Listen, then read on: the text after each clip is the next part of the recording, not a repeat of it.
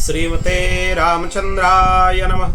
ओं परमहंसास्वादित चरणकमलचिन्मकरन्दाय भक्तजनमानसनिवासाय श्रीरामचंद्राय नमः। वागीसायस्य वदने लक्ष्मीर्यस्य च वक्षसि यस्यास्ति हृदये संवित् तं नृसिंहमहं भजे। विश्वसर्ग विसर्गादि नवलक्षणलक्षितं श्रीकृष्णाख्यं परं धामं जगद्धाम नमामि तात। प्रह्लाद नारद पराशर पुण्डरीक व्यासंवरी ससुक सौनक भीष्मदलिभ्यं रुक्मङ्गदार्जुन वसिष्ठ विभीषणादीन् पुण्यानिमन् परम भागवतान् नमामि। श्री सीतानाथ समारंभं श्रीरामानन्दार्य मध्यमम् अस्मदाचार्य पर्यन्तं वन्दे श्री गुरु परम्पराम्। नारायणं नमस्कृत्य नरं चैव नरोत्तमं देवीं सरस्वतीं व्यासं ततो जयमुदीरयेत्। जन्माद्यस्य यतन्वयादितरतश्चार्थे स्वभिज्ञः स्वराट् तेने ब्रह्महृदाय आदिकवये मुह्यन्ति यात् सूरयः। तेजो वारिमृदं यथा विनिमयो यत्र त्रिसर्गो मृषा धाम्ना स्वेन सदा निरस्तकुहकं सत्यं परं धीमहि। नमोऽस्तु रामाय सलक्ष्मणाय देव्यै च तस्यै जनकात्मजायै। नमोऽस्तु रुद्रेन्द्रयमानिलेभ्यो नमोऽस्तु चन्द्रार्कमरुद्गणेभ्यः। रामं रामानुजं सीतं भरतं भरतानुजं सुग्रीवं वायुसूनुश्च प्रणमामि पुनः पुनः। गोविंद जय जय गोपाल जय जय गोविंद जय जय गोपाल जय जय गोविंद जय जय गोपाल जय जय गोविंद जय जय गोपाल जय जय। राधा रमण हरि गोविंद जय जय राधा राधा रमण हरि गोविंद जय जय राधा गोविंद जय जय गोपाल जय जय गोविंद जय जय गोपाल जय गोविंद जय जय गोपाल जय जय गोविंद जय जय गोपाल जय गोविंद जय जय गोपाल जय जय गोविंद जय जय गोपाल जय राधा रमण हरि गोविंद जय जय राधा रमण हरि गोविंद जय राधा रमण हरि गोविंद जय जय राधा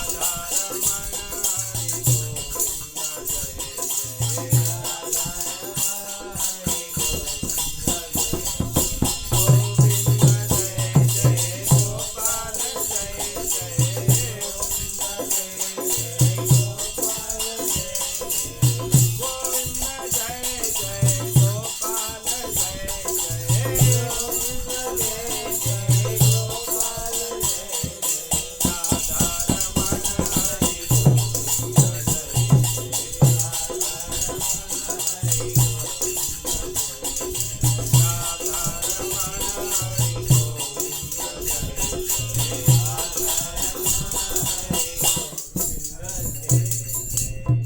श्री अयोध्यानाथ भगवान की श्री राधा गोपीनाथ भगवान की श्री लक्ष्मी नारायण भगवान की श्री उमा महेश्वर भगवान की श्री पवन सुत हनुमान की श्री जगन्नाथ महाप्रभु की श्री बलभद्र महाप्रभु की श्री सुभद्रा माता की श्री चक्रराज सुदर्शन भगवान की श्री विमला माता की श्रीमद् जगत गुरु आद्य रामानंदाचार्य भगवान की चंद्रकला अवतार श्रीमद स्वामी श्री अग्रदेवाचार्य जी महाराज के श्रीमद स्वामी श्री मलुक देवाचार्य जी महाराज की जय। गोस्वामी तुलसीदास जी महाराज की जय। श्री पहाड़ी बाबा जी महाराज की जय। श्री भक्तमाली जी महाराज की जय। श्री सद्गुरुदेव भगवान की जय।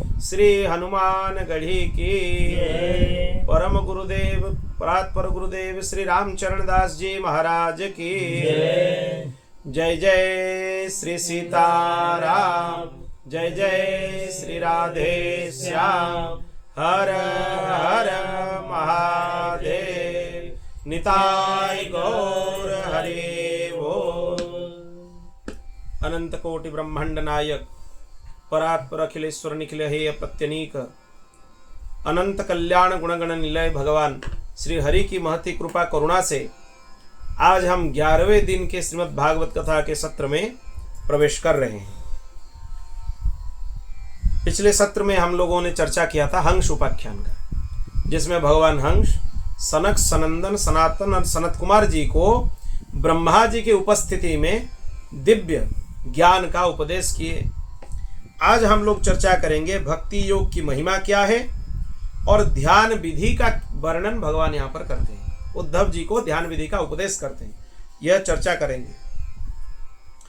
उद्धव जी पूछ रहे हैं भगवान, वदन्ति कृष्ण श्रेयांसि बहुनी ब्रह्मवादिनः तेषां विकल्प प्राधान्य मुताहो एकमुख्यता। हे भगवान, ब्रह्मवादी महात्मा आत्मकल्याण के अनेकों साधन बताते हैं, उनमें अपनी अपनी दृष्टि के अनुसार सभी श्रेष्ठ है अथवा किसी एक की प्रधानता उसमें है। आप अलग अलग संप्रदाय में जाओगे, अलग अलग गुरुओं के पास जाओगे, आत्मकल्याण का मार्ग सब अलग अलग बताते हैं। कोई बोलेगा ये करो इससे कल्याण होगा, कोई बोलेगा ये करो इससे कल्याण होगा। तो मार्ग बहुत सारे हो गए। फिर इसमें संशय यह हुआ कि इतने सारे मार्ग हैं तो इनमें से किसी श्रेष्ठ मार्ग कोई एक है या सभी श्रेष्ठ हैं, उसके बारे में आप थोड़ा निरूपण करें। भगवान को प्रश्न कर रहे हैं। और आप तो भगवान को बोल रहे हैं, उद्धव जी भक्ति योग को ही एक निरपेक्ष और स्वतंत्र साधन बताते हैं, क्योंकि इसी से सभी ओर से मन हटकर आप श्री भगवान में मन लग जाता है। इसीलिए आप बताते हैं कि भक्ति योग सबसे श्रेष्ठ है, क्योंकि इसमें कुछ छोड़ने का जरूरत नहीं होता है, जो छोड़ना है वो अपने आप छूट जाता है। तो आप कृपा करके बताइए भक्ति योग क्या है, उसका भी निरूपण करें। भगवान को ये 2 प्रश्न किए। भगवत प्राप्ति के जो विविध मार्ग हैं उनमें कौन सा श्रेष्ठ है या सभी श्रेष्ठ है, और भक्ति योग की महिमा आप गान करते हैं, तब भक्ति योग क्या है वह हमें बताइए। बहुत अद्भुत प्रश्न है। भगवान बोलते हैं, कालेन नष्टा प्रलये वाणीयं वेद संहिता मयादौ ब्रह्मणे प्रोक्ता धर्मो यस्यां मदात्मकः। प्रिय उद्धव, ये जो वेद वाणी है वो प्रलय के बाद लुप्त हो गई थी। फिर जब सृष्टि का प्रारंभ हुआ, भगवान बोलते हैं कि हम अपने मन से संकल्प किए कि हमसे ब्रह्मा जी प्रकट हो जाएं। फिर ब्रह्मा जी प्रकट हो गए हमसे, और यही वेद का ज्ञान हमने ब्रह्मा जी को अपने संकल्प से उपदेश किया। संकल्प से मतलब बैठकर पढ़ाया नहीं, भगवान संकल्प किए कि ब्रह्मा जी को संपूर्ण वेदों का ज्ञान हो जाए, बस हो गया ज्ञान। असल में यही होता है गुरु शिष्य परंपरा। आप कुछ भी ग्रंथ पढ़ लो, खूब ग्रंथ का अध्ययन कर लो, कंठस्थ कर लो, पर ग्रंथ आपको लगता नहीं। क्यों नहीं लगती है ग्रंथ आपको? क्योंकि जब गुरुदेव अपना संकल्प कर देंगे, हाँ आपको भागवत जी लग जाए, बिठाकर पढ़ाने का जरूरत नहीं, आपको सभी क्लिष्ट विषय भी समझ में आ जाएंगे। जो आप पढ़े नहीं है वो ज्ञान भी उपस्थित हो जाएंगे। वो अद्भुत गुरुदेव की कृपा है, उसमें और कुछ नहीं। हम कई बार अपने ही प्रवचन में देखें, कई बार जब भागवत जी का व्याख्यान करने के लिए बैठते हैं किसी भी टीका के आश्रय से, चाहे वो श्रीधर स्वामी जी का टीका हो या श्री जीव गोस्वामी पाद की टीका हो या विश्वनाथ चक्रवर्ती पाद की टीका हो, सारार्थदर्शिनी हो, उस विषय का निरूपण करने के लिए बैठते हैं। व्यासपीठ में बैठने तक वो ग्रंथ हम खोलकर देखते नहीं है उसमें क्या लिखा है। भगवत कृपा से उसको लेकर बैठ जाते हैं प्रवचन में। उसके पहले ग्रंथ पढ़ते नहीं है कि यह ग्रंथ में यह लिखा है, यह बोलना है, वो बोलना है, बल्कि ये देखते हैं कि वहां पर अगर हम पढ़ लेते हैं पहले तो गड़बड़ हो जाता है।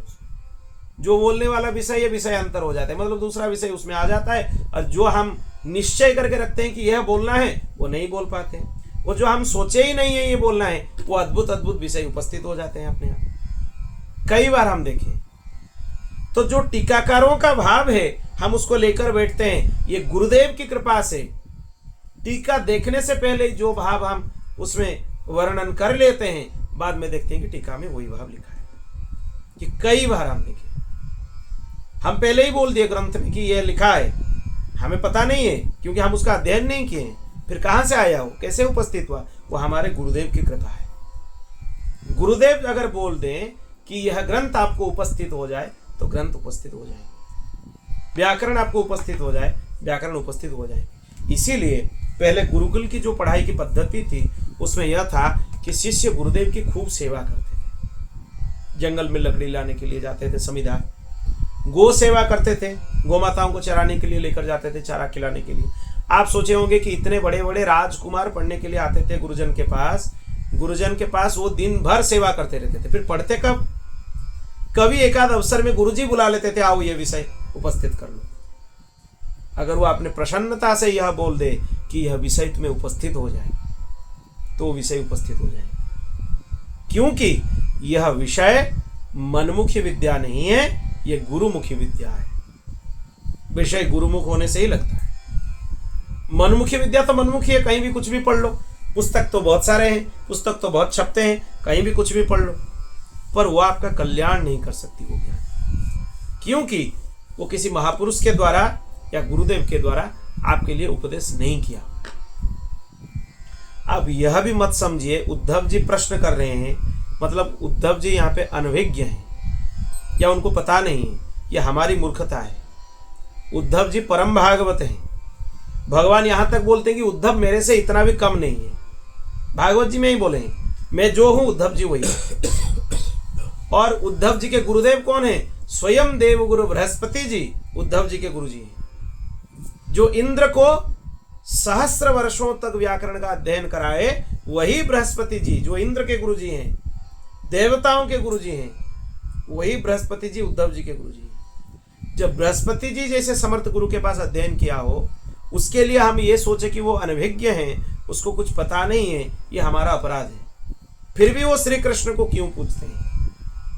क्योंकि कृष्णम वंदे जगत गुरुम, श्री कृष्ण सबके गुरु जी हैं। अपने अपने गुरुदेव तो होते हैं, पर श्री कृष्ण जगत गुरु हैं। वो कोई चीज अपने श्री मुख से उपदेश कर दें, वो सबके लिए सुलभ हो जाएंगे।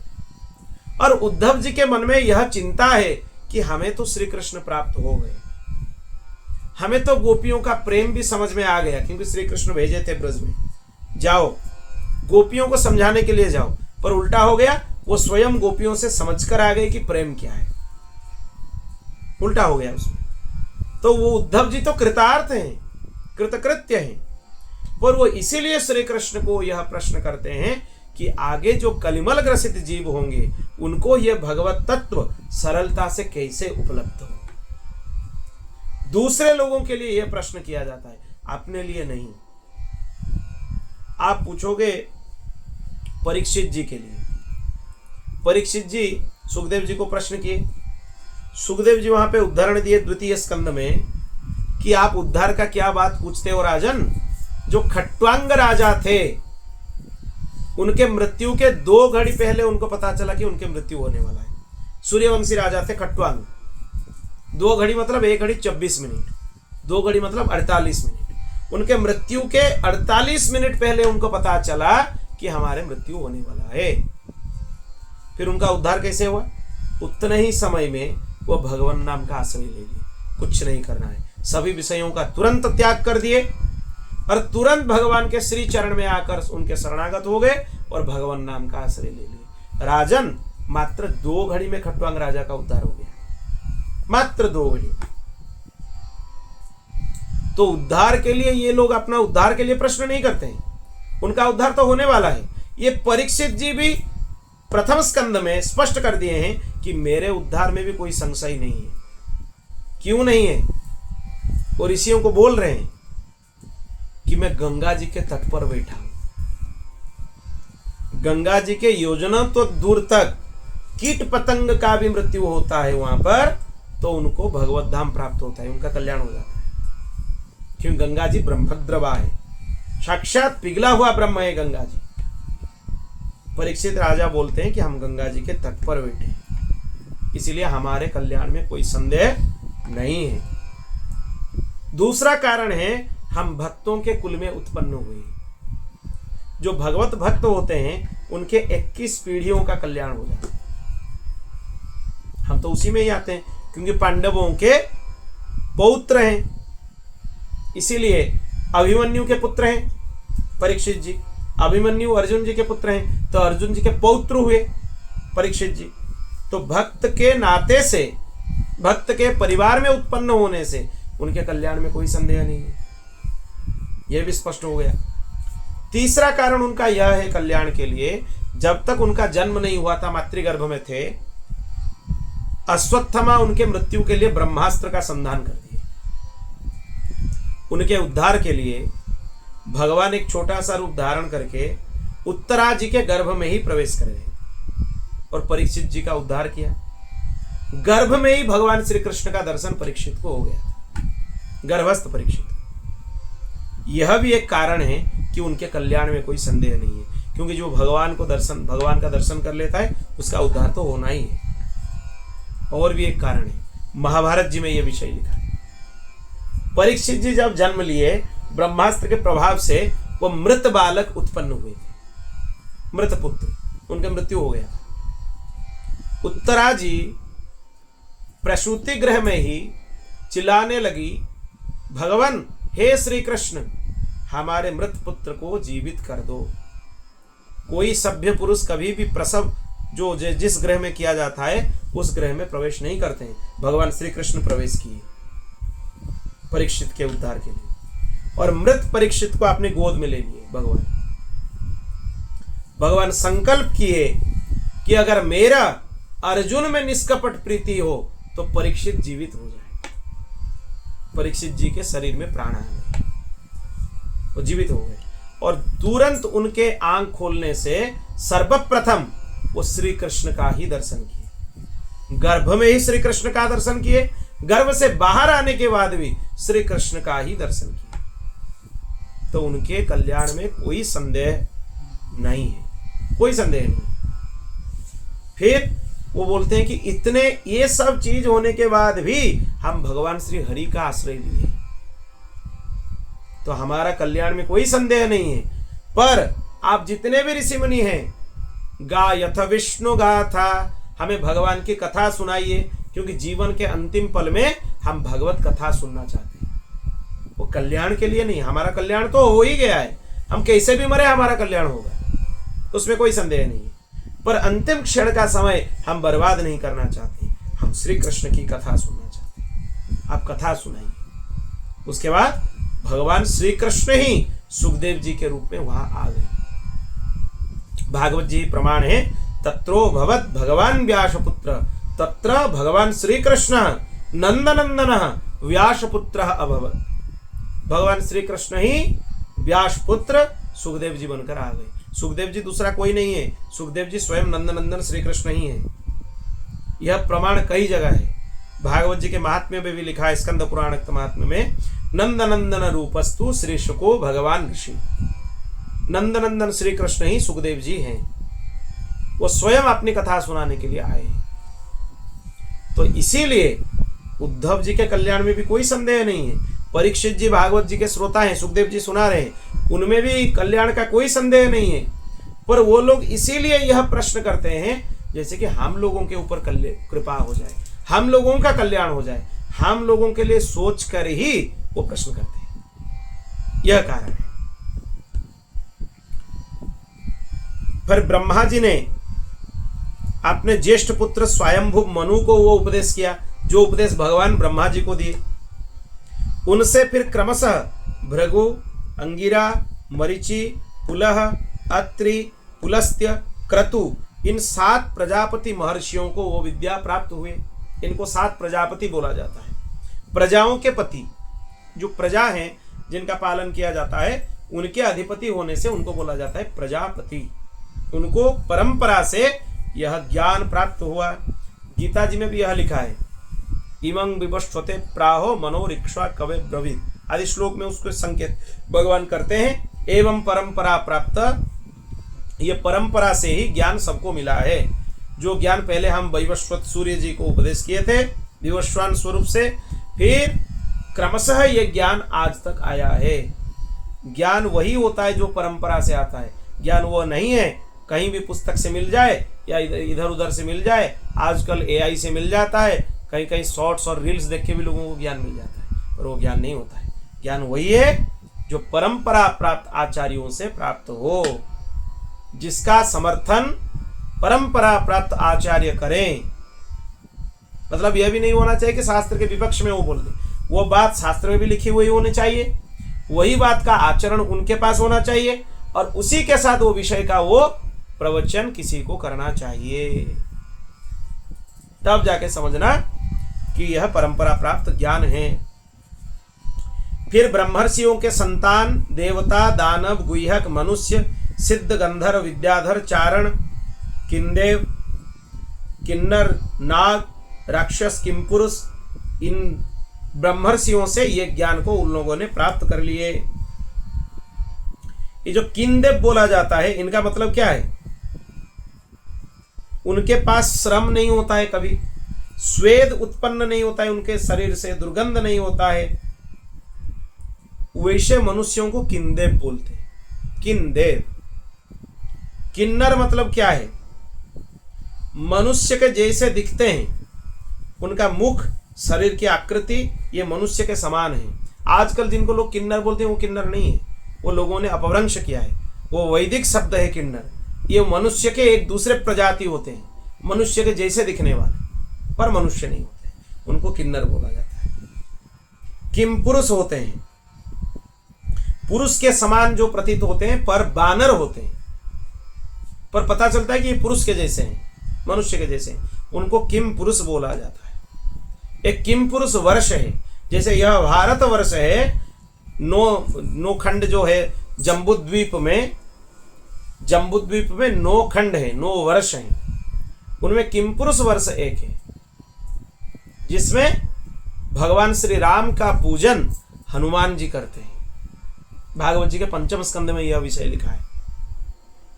वहां के अधिपति भगवान श्री राम हैं अभी भी, और हनुमान जी वहीं श्री राम जी का पूजन करते हैं। ऐसे बहुत सारा स्थान है जहां लोगों का पहुंच नहीं है।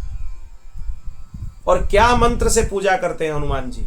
ओम नमो भगवते उत्तम श्लोकाय, नमः आर्य लक्षण शीलव्रताय, नमः उपशिक्षितात्मन उपासित लोकाय, नमः साधुवाद निकषणाय, नमो ब्रह्मण्य देवाय, महापुरुषाय, महाराजाय नमः। यह राम जी का मंत्र है, भागवत जी में दिया हुआ मंत्र है। फिर हनुमान जी स्तुति करते हैं, मर्त्यावतारो स्वेह मर्त्य शिक्षणम। आप लोगों को सिखाने के लिए राम रूप में अवतार लिए हैं। राम अवतार का प्रयोजन यही है कि हम मनुष्य के जैसे अब जो मर्यादा है उसका पालन करते हुए मनुष्यों को शिक्षा प्रदान करें, इसीलिए राम जी आए थे। हनुमान जी बोल रहे। हरिवर्ष में एक स्थान है हरिवर्ष, वहां भगवान नरसिंह हैं, उनका पूजन प्रहलाद जी करते हैं, अब भी करते हैं।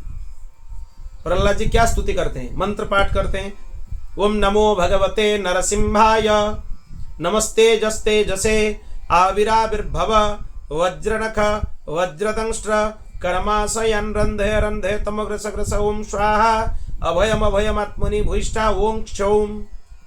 यह नृसिंह भगवान का मंत्र है भागवत जी में। और स्तुति क्या गान करते हैं? स्वस्त्यस्तु विश्वस्य खला प्रसीदतम, ध्यायन्तु भूतानि शिवो मिथो धिया, मनश्च भद्रं भजता तथोक्षजे, आवेश्यतां नो मतिरप्यहेतुकी। हे भगवान, दुष्टों का भी कल्याण हो, सज्जनों का तो कल्याण होना ही चाहिए, दुष्टों का कल्याण हो। कैसे कल्याण होगा दुष्टों का?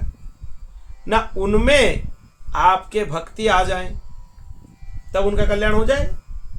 जो दुष्ट हैं उनमें भी आपका भक्ति आ जाए, उनका भी कल्याण हो। धर्म का जय, इसी को ही करपात्री जी महाराज जयकारा में ले आए, यही श्लोक को, धर्म का जय हो, अधर्म का नाश हो, प्राणियों में सद्भावना हो, विश्व का कल्याण हो। ये 4 चीज इसी में से ही आया है। सबके कल्याण की भावना, कभी मत सोचो कि इनके कल्याण नहीं होना चाहिए। दुष्ट से दुष्ट हो, धूर्त से धूर्त हो, कोई भी हो, उनका कल्याण होना ही चाहिए। ये प्रहलाद जी स्तुति करते हैं। ये भारतवर्ष के देवता कौन है? भगवान नर नारायण है।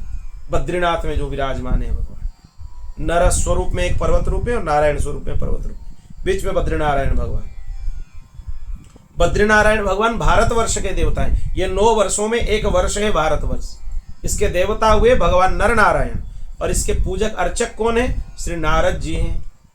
नारद जी नित्य उनका पूजन करते हैं, विलक्षण रूप से, अलक्षित रूप से उनका पूजन करते हैं। यहाँ तक कि 6 महीना तक तो लोग जाते हैं, 6 महीना बंद हो जाता है वहाँ, वो बंद समय में भी वहाँ आकर पूजन करते हैं नारद जी। तो इसीलिए इन लोगों ने सब ब्रह्मर्षियों से ज्ञान प्राप्त किए। सभी व्यक्तियों का स्वभाव इसीलिए अलग अलग है क्योंकि उनकी वासनाएं सत्व, रज और तमोगुण के कारण भिन्न भिन्न है। गुण अलग अलग हैं, इसी हिसाब से उनकी वासना भी अलग अलग हैं, उनकी वृत्तियां भी अलग अलग हैं, उनकी बुद्धि भी अलग अलग हैं। इसीलिए ये सब लोग अपने वृत्ति के हिसाब से, अपने चित्त वृत्ति के हिसाब से वेद का अर्थ अलग अलग ग्रहण करते हैं, क्योंकि सबका गुण त्रय अलग अलग है। सत्वगुण में है तो सत्वगुण वाला अर्थ लेंगे, जो रजोगुण में है वो रजोगुण वाला अर्थ लेंगे, जो तमोगुण में है वो तमोगुण वाला अर्थ लेंगे। इसमें से कोई सही नहीं है, कोई गलत नहीं है। इसीलिए नहीं है, सभी सही है, सभी गलत है। अपने वृत्ति के हिसाब से उनका अर्थ वो लोग लगाते हैं, इसीलिए भगवान यहाँ पर स्पष्ट करते हैं। और वेद वाणी इतना अलौकिक है, उनका अर्थ भी अलग अलग निकलता है, भगवान यहाँ पे स्पष्ट किए। इसीलिए भगवान बोलते हैं इतिहास पुराण की सहायता से ही वेद को समझना चाहिए। स्वतंत्रता से अगर आप वेद पढ़ने लग जाएं तो वेद का अर्थ का अनर्थ हो जाएंगे। वेद में कुछ बोला जाता है, आपको कुछ दूसरा समझ में आएगा उसमें। इसीलिए इतिहास पुराण के आश्रय से, इतिहास 2 ग्रंथ हैं, एक श्रीमद् आदि काव्य वाल्मीकि रामायण, दूसरा है श्री महाभारत। ये 2 इतिहास हैं। और पुराणों में अष्टादश पुराण, उपपुराण हैं, 36 हो गए वो। उनका आश्रय से ही वेद का अर्थ को समझना चाहिए। अपने आप से समझने से ऊटपटांग अर्थ समझ में आएंगे। इसी प्रकार बुद्धि की भिन्नता आ गए और कुछ कुछ जगह वेद विरुद्ध पाखंड मतावलंबी भी हो गए। प्रिय उद्धव, सभी की बुद्धि मेरी ही माया से मोहित हो रही है, सभी की बुद्धि। इसी से अपने अपने कर्म, संस्कार और रुचि के अनुसार आत्मकल्याण के साधन भी एक नहीं है, अनेक हैं। सबका मत अलग अलग है। क्यों? क्योंकि सबकी वृत्ति गुणत्रय अलग अलग है और सबकी बुद्धि मेरी माया से मोहित है, आकृष्ट है माया के द्वारा। भगवान के माया से कोई रहित नहीं है। भगवान की माया भी विलक्षण है और सभी लोग भगवान के माया के प्रभाव से उनका चित्त आच्छादित है। और ये माया भी साधारण नहीं है, स्वयं जगदम्बा परम्बा भगवती ही माया है। इसीलिए उनसे समझोगे कि हम उनको परास्त कर देंगे तो वो असंभव है। हाँ, हो सकता है कि एक साधन हम बताए थे, कभी भागवत जी में थे, उद्धव जी बोले थे कि आपके उच्चिष्ट प्रसाद, आपके पुष्पमाला, आपके सब कुछ जो ग्रहण करते हैं चंदन आदि, उसको अगर हम ग्रहण करेंगे तो माया के ऊपर हम विजय प्राप्त करेंगे। वो है एक साधन। भगवान के प्रसाद ग्रहण करोगे तो हो सकता है। पूर्व मीमांसक धर्म को, साहित्याचार्य यश को, काम शास्त्री काम को, योगवेत्ता सत्य और समदम आदि को, समदम नियम जितने हैं, दंड नीतिकार ऐश्वर्य को, त्यागी महापुरुष त्याग को और लोकायतिक भोग को ही मनुष्य जीवन का स्वार्थ परम लाभ बताते हैं। यह अलग अलग हो गया सबका मत। कर्मयोगी लोग यज्ञ, तप, दान, व्रत, यम, नियम, इनको पुरुषार्थ बताते हैं। परंतु ये सभी कर्म हैं, इनके फल स्वरूप जो लोक मिलता है वो उत्पत्ति और नाश वाला है।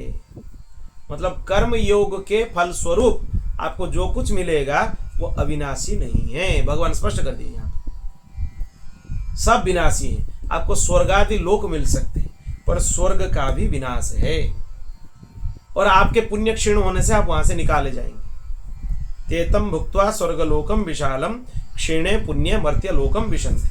पुण्य क्षीण होने से धक्का मार के निकाल देंगे आप वहां से। तब तक ही रह सकते हैं जब तक आपका पुण्य है। इसीलिए इनके फल उत्पत्ति और नाश वाले हैं। कर्मों का फल समाप्ति हो जाने पर उनसे दुख ही मिलता है और सच पूछो तो उनकी अंतिम गति घोर अज्ञान है। भगवान स्वयं बोले उनसे जो सुख मिलता है वो तुच्छ है, नगण्य है और वे लोग भोग के समय भी असूया आदि दोष के कारण शोक से परिपूर्ण होते हैं। इसीलिए इन विभिन्न साधनों के फेर में नहीं पड़ना चाहिए। सामने आ रहा है काम करो, पर यही अल्टीमेट है, यही परम लक्ष्य है, चरम लक्ष्य है, ऐसे समझना नहीं चाहिए। ये गलती है। फिर जो सब ओर से निरपेक्ष बेपरवाह हो गया, किसी भी कर्म या फल आदि की आवश्यकता नहीं रखता है, अपने अंतःकरण को सब प्रकार से मुझे ही समर्पित कर चुका है, मतलब भगवान को समर्पित कर चुका है, परमानंद स्वरूप में उसकी आत्मा के रूप में स्फुरित होने लगता हूं। आत्मा तो भगवान ही है सबके, पर स्फुरित नहीं होते हैं। जब तक भगवान के पास पूर्ण समर्पण ना करो तब तक आपके आत्मज्ञान केवल वाणी में ही है। जब पूर्ण शरणागति आ जाएंगे आपके आचरण में भी वो आ जाएंगे, ब्रह्म ज्ञान प्रस्फुटित होने लगेंगे। इससे वो जिस सुख का अनुभव करता है वह विषय लोलुप प्राणियों को किसी प्रकार मिल नहीं सकता। किसमें? भगवत शरणागति में। जो सुख है, जो संसार के विषयों में फंसे हुए हैं वो समझते हैं हमें सुख मिल रहा है, उनका सुख तुच्छ है और उनके सुख से कई गुना ज्यादा है भगवत प्राप्ति का सुख, भगवत शरणागति का सुख। यह समझना चाहिए। जो सब प्रकार से संग्रह परिग्रह से रहित हैं, अकिंचन हैं, अपने इंद्रियों पर विजय प्राप्त कर लिए हैं, समदर्शी हैं, शांत हैं, भगवत प्राप्ति से ही भगवत सानिध्य का अनुभव करते हैं, हर वक्त सभी समय संतुष्ट रहते हैं। जो कुछ मिलता है उसमें वो संतुष्ट है। उसके लिए आकाश का एक एक कोना आनंद से भरा हुआ है, मतलब वो ही आनंद स्वरूप हो गया। जब तक आपके पास संतुष्टि नहीं है, जो कुछ भी आपके पास है आप संतुष्ट नहीं है उससे, असंतुष्टि है, तो कोई लाभ नहीं है आपका। फिर ब्रह्म ज्ञान का कोई लाभ नहीं है। वो ब्रह्म ज्ञान केवल वाणी में है, वो आचरण में नहीं आ सकता है। आया नहीं है अभी तक, आता तो संतुष्टि आ जाती।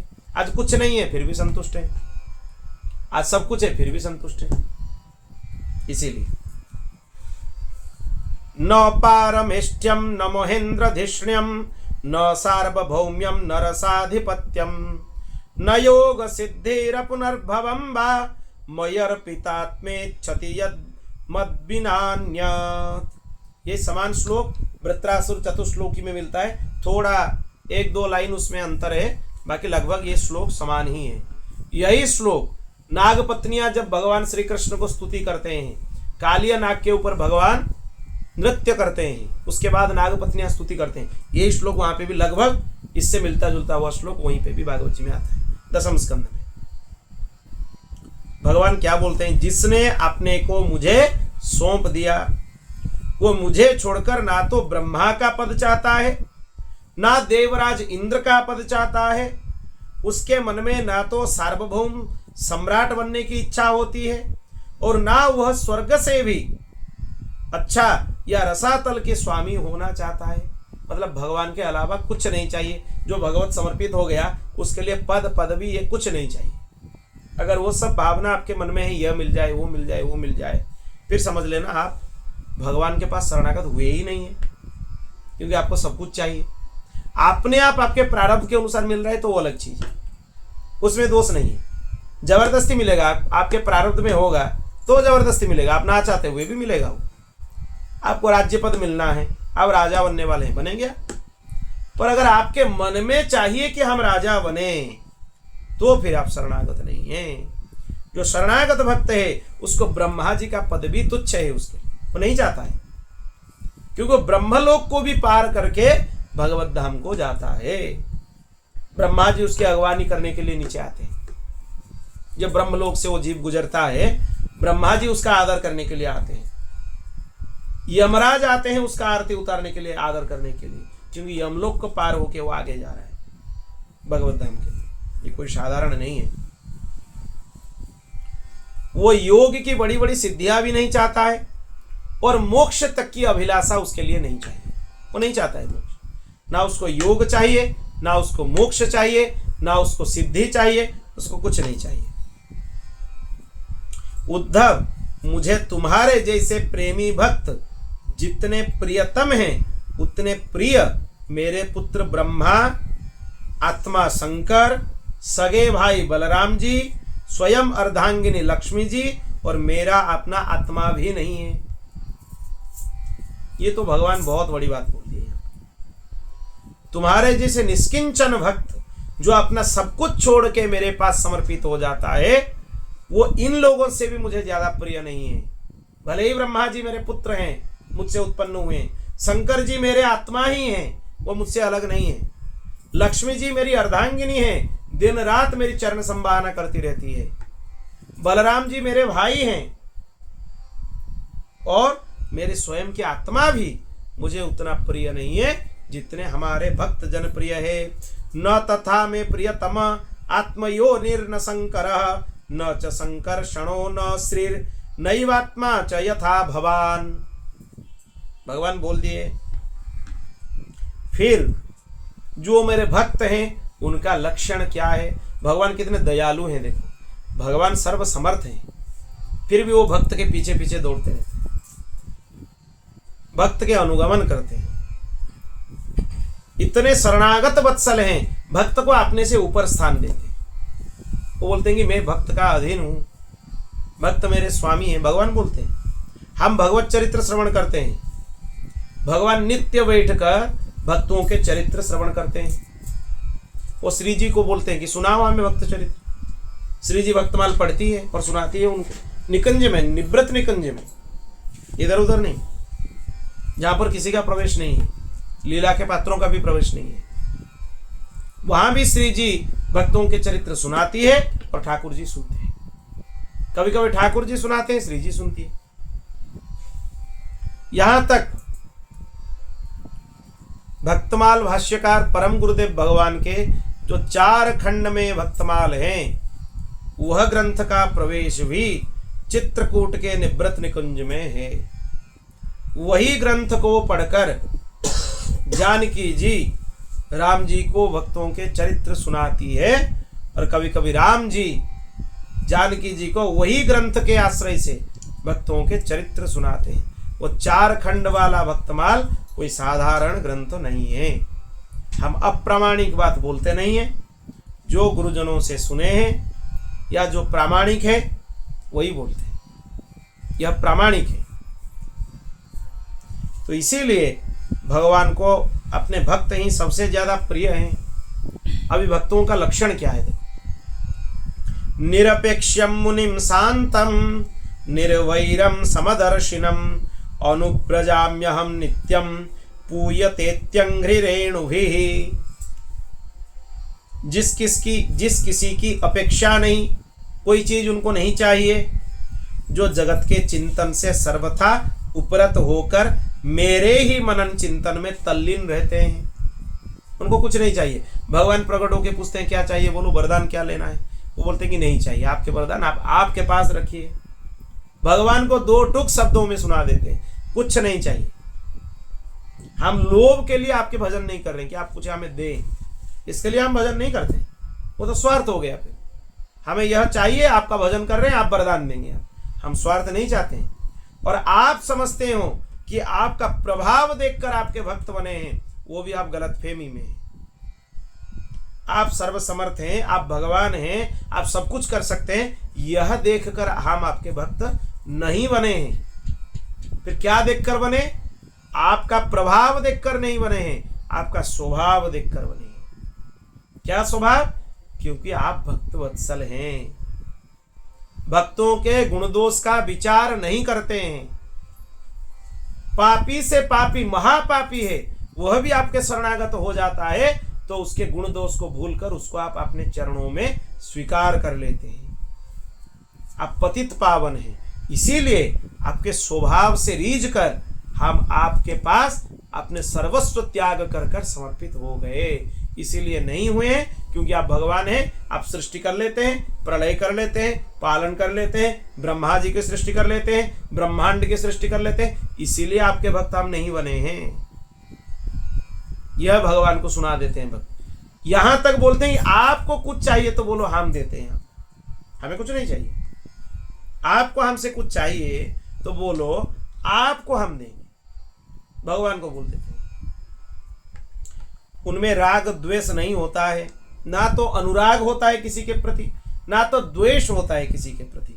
मतलब किसी के प्रति शत्रुता की ज्यादा भावना भी नहीं है, किसी के लिए मित्रता का भी भावना ज्यादा नहीं है, समदृष्टि रखते हैं। वैसे ये गुण जिन महात्माओं के अंदर होता है, उनके पीछे पीछे मैं स्वयं भगवान घूमता हूं, उनके पीछे पीछे मैं चलता हूं। क्यों? क्योंकि उन भक्तों की चरणों की धूल उड़कर मेरे ऊपर पड़ जाए तो मैं पवित्र हो जाऊं। भगवान बोले मैं भक्तों का अनुगमन करता हूं। भक्त चरित्र या भक्तों का महात्म्य कभी साधारण नहीं है। भक्त के भक्त भगवान हैं। क्यों? भगवान बोलते हैं देखो ये इतने प्रिय हैं हमारे, अपने सब कुछ छोड़कर हमारे लिए आ गई। एक बार किसी अर्चक को यह अनुभव हुआ, श्री पंडरीनाथ भगवान, विट्ठल भगवान, पंढरपुर में महाराष्ट्र में भगवान हैं, वो रात भर मंदिर बंद होने के बाद ज्ञानदेव तुकाराम का कीर्तन कर रहे हैं, रो रो कर कीर्तन कर रहे हैं। भगवान रो रहे हैं, उनका अश्रुपात हो रहा है और भक्तों का नाम उच्चारण करके वो उनका कीर्तन करते हैं। आचार्य जी आकर बोले अर्चक जी, जय जय, आपको क्या हो गया? आप रात भर क्यों कीर्तन कर रहे हैं, रो क्यों रहे हैं? अर्चक को भगवान बोले देखो इन भक्तों ने अपना सब कुछ छोड़कर मेरे लिए आकर समर्पित हो गए, तो मैं दिन भर रात भर इनका कीर्तन करूं तो भी कम होगा, तो भी कम हो जाएगा। भगवान स्वयं रात भर अपने हाथ में करताल लेकर पंडरीनाथ भगवान ज्ञानदेव तुकाराम, ज्ञानदेव तुकाराम, ज्ञानदेव तुकाराम, ज्ञानदेव तुकाराम, ज्ञानदेव तुकाराम, ज्ञानदेव तुकाराम। भगवान रात भर कीर्तन करते रहे। ये दोनों का नाम क्यों ले रहे थे? भक्ति काल में बहुत प्राचीन आचार्य हैं श्री ज्ञानदेव जी महाराज, और लगभग अंतिम उस परंपरा में अंतिम में आते हैं तुकाराम जी। व्याकरण में एक पद्धति है आद्य अंतेन सहिता। अगर पहले को और अंतिम को पकड़ लो तो बीच में सब आ जाते हैं। वर्ण की एक विधान है व्याकरण में, आप पहले वर्ण और अंतिम वर्ण को ले लो तो बीच में सब वर्ण आ जाते हैं। तो भगवान बोलते हैं ज्ञानदेव और तुकाराम का स्मरण करने से भक्ति काल के समस्त आचार्यों का नाम, भक्तों का नाम बीच में आ गया। तुम यह समझ लो कि हम सबका नाम ले लेकर कीर्तन कर रहे हैं, सबका नाम लेकर कीर्तन कर रहे हैं। ऐसे भक्त हैं ये लोग, भगवान इनका याद करते हैं। इनको भगवान का याद वो तो करते ही हैं, भक्त हैं, भगवान का याद करते हैं वो, पर उसमें भगवान विशेष रूप से इनका आदर करते हैं और इनको याद करते हैं।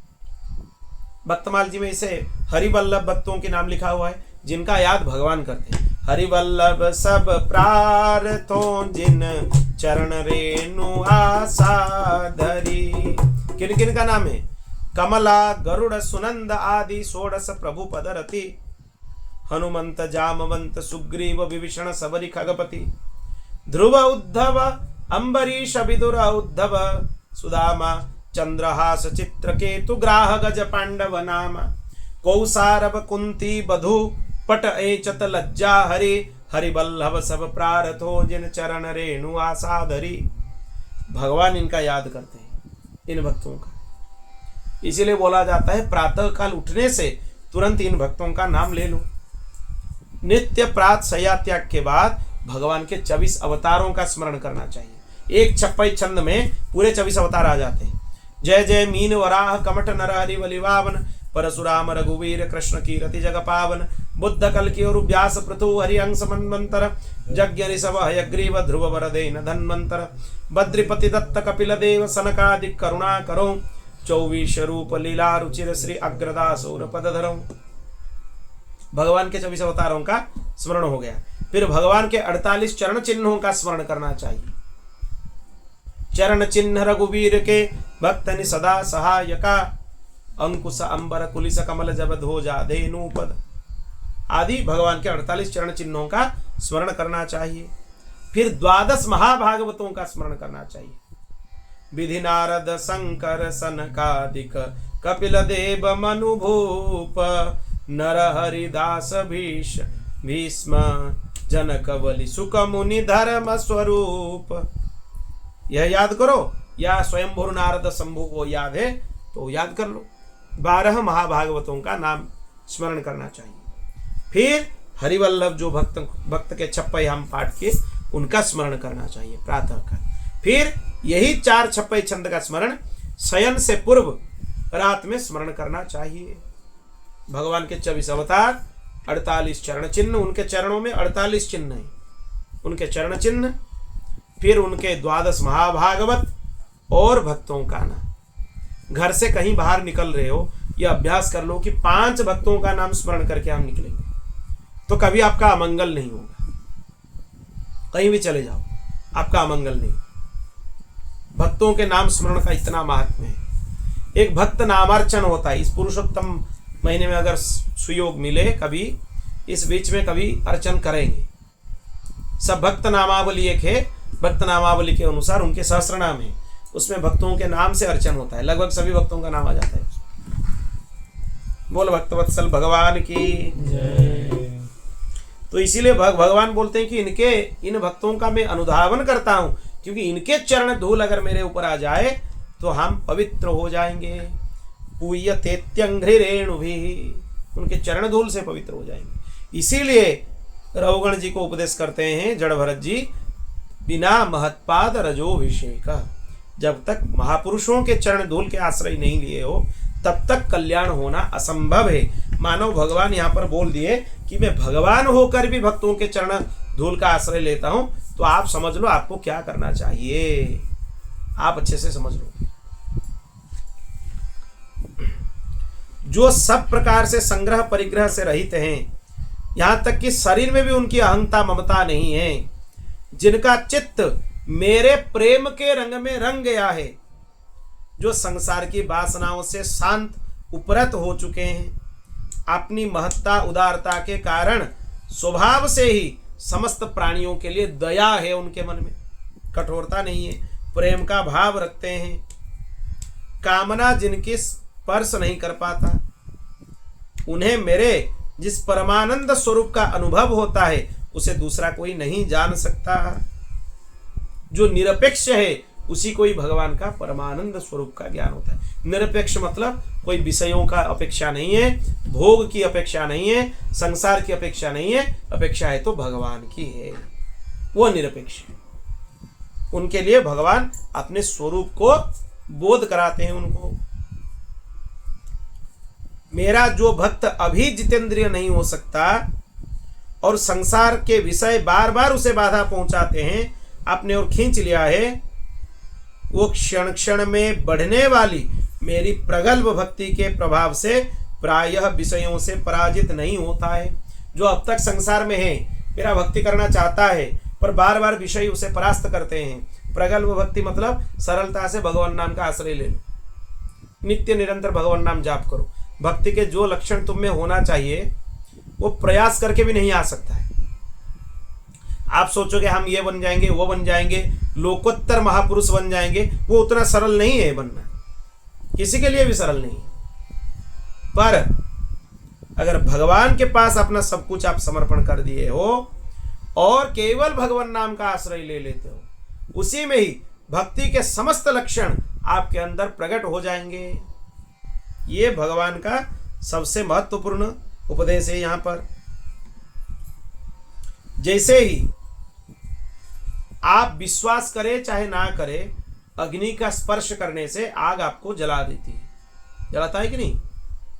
आपके चाहे विश्वास हो चाहे विश्वास ना हो, भगवान नाम ठीक वैसा ही है। चाहे आपके मन में विश्वास हो चाहे विश्वास ना हो, आप भगवान नाम का आश्रय लेते हैं तो ये पाप जलकर भस्म हो जाते हैं। ये निश्चय है।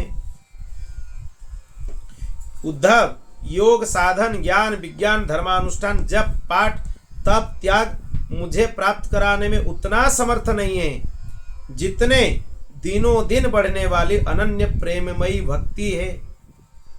भक्ति सरलता से भगवान को प्राप्त करा सकती है। क्योंकि उद्धव जी प्रश्न किए थे कि भक्ति का वर्णन कीजिए, भक्ति कैसे होना चाहिए, उसके बारे में बताइए। तो भगवान बता रहे,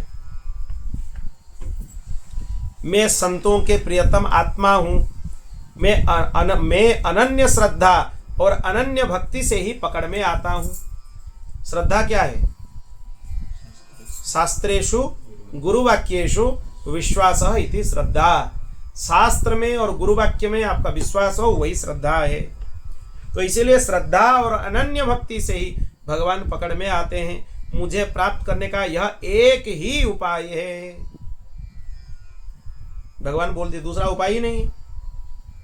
आप श्रद्धा रखो, शास्त्र में और गुरुवाक्य में विश्वास रखो और अनन्य भक्ति में मेरा भजन करने लगो, इसी से ही मैं प्राप्त हो जाऊंगा। मेरी अनन्य भक्ति उन लोगों को भी पवित्र कर देती है जो चांडाल कुल में भी उत्पन्न हुए हों, वो भी पवित्र बन जाते हैं। सोपाकानपि संभवात, उनको भी वहां पर निम्न नहीं माना जाता है। वो भी अगर हरिभक्ति संपन्न है उनको भी बड़े बड़े महापुरुष प्रणाम करते हैं, क्योंकि वो हरिभक्ति परायण है। इसीलिए तो भगवान को बोलते हैं अपने माँ देवहूति माता, अहो वतो सुपचोतो गरीयान जज्जुहाग्रे वर्तते नाम तुभ्यम। वो भी पवित्र है अगर सच में वो भगवत भक्ति के आश्रय ले लें। इसके विपरीत जो मेरी भक्ति से वंचित हैं उनके चित्त को सत्य और दया से युक्त, धर्म और तपस्या से युक्त विद्या भी भली भांति पवित्र नहीं कर सकते। किसी भी विद्या का आप आश्रय ले लो, आप उससे पवित्र नहीं हो सकते अगर आप इससे विपरीत हैं। किससे विपरीत हैं? भगवान के प्रति अनन्य नहीं है और आपके मन में श्रद्धा नहीं है, तो किसी भी साधन का आप आश्रय ले लो, किसी भी विद्या का आप आश्रय ले लो, उससे आप पवित्र नहीं हो सकते। आप पवित्र दो चीज से ही हो सकते हो, श्रद्धा और भगवान के प्रति अनन्यता। अनन्यता का मतलब क्या है? भगवान के अलावा हमें और कुछ नहीं चाहिए। दूसरे देवी देवता का आश्रय क्यों लेते हैं जीव? क्योंकि उनको भोग चाहिए। किसी ने उनको बता दिया इनकी पूजा करो इससे ये मिलेगी, इनकी पूजा करो इससे ये मिलेगी, इसलिए दूसरे देवी देवताओं का आश्रय लोग ले लेते हैं। वो अनन्यता नहीं है। किसी का आश्रय नहीं लेना है, भगवान का ही आश्रय लेना है। भगवान के अलावा किसी के पास हमें आश्रय के लिए जाना ही नहीं है। हाँ, इसलिए जाएंगे क्योंकि वह हमारे भगवान के सगे संबंधी हैं, इस भाव से जाएंगे।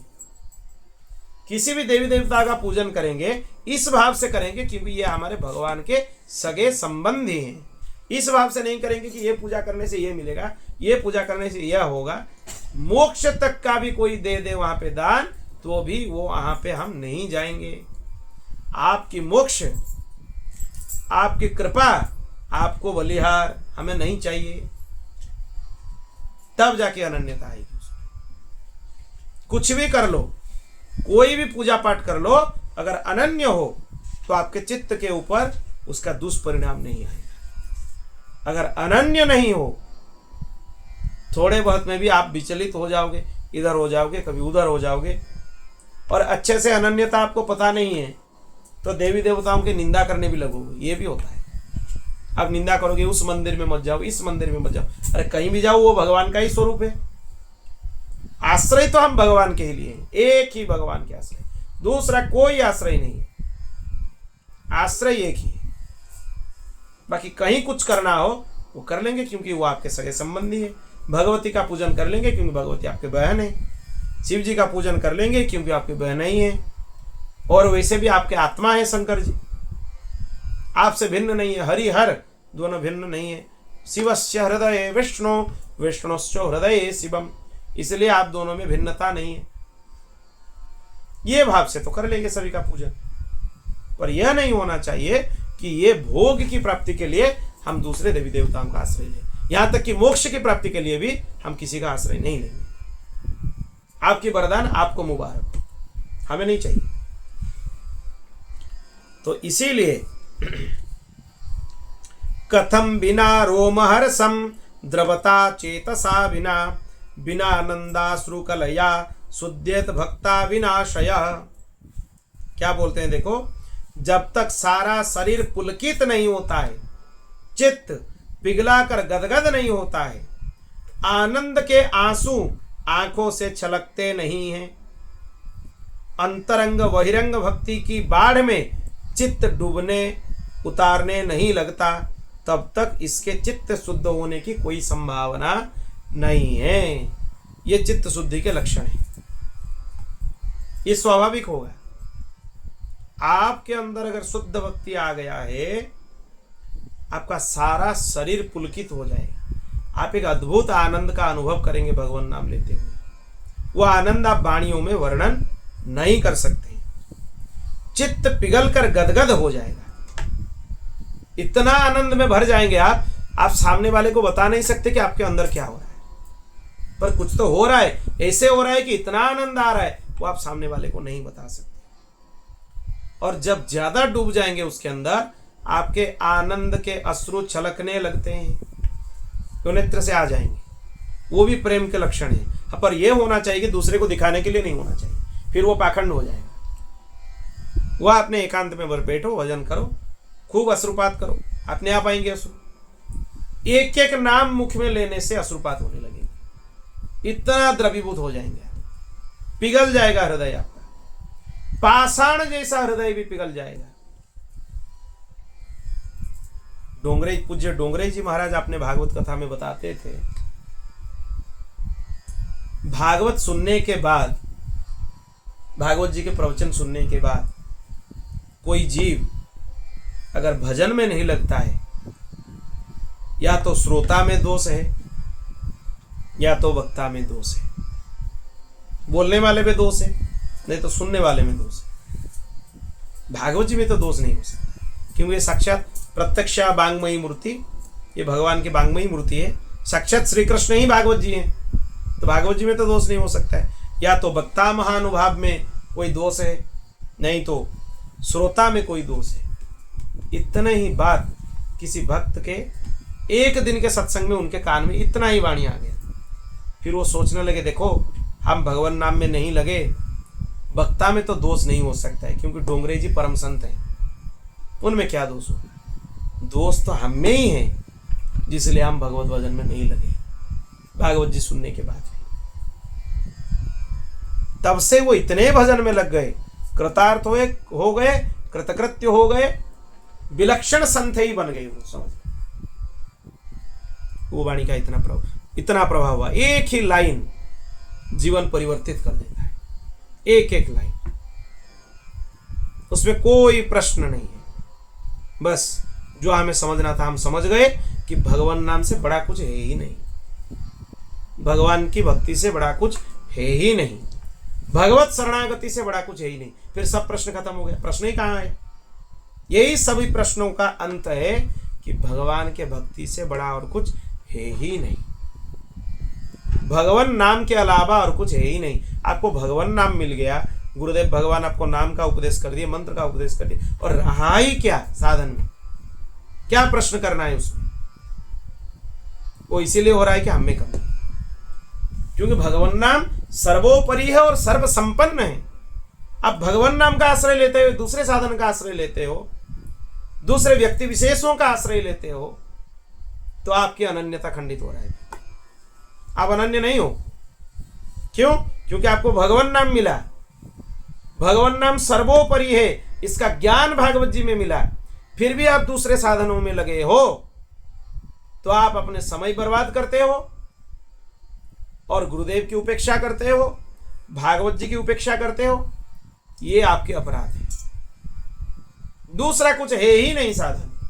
भगवान नाम के अलावा और कुछ साधन हो ही नहीं सकता।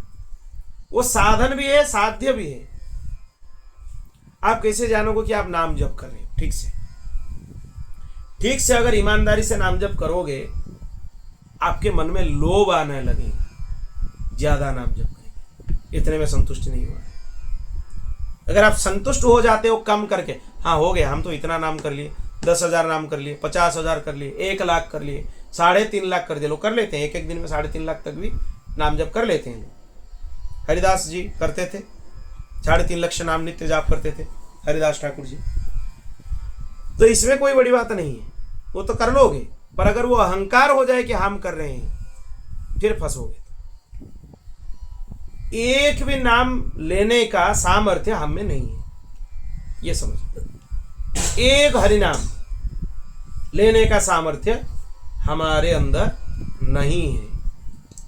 एक भी भगवान नाम अगर आपके मुख में आ रहा है, वो हरिगुरु संतों की कृपा से आ रहा है, ना कि अपने पुरुषार्थ से आ रहा है। कर लो पुरुषार्थ से, कभी करके देख के नहीं कर पाओगे नाम।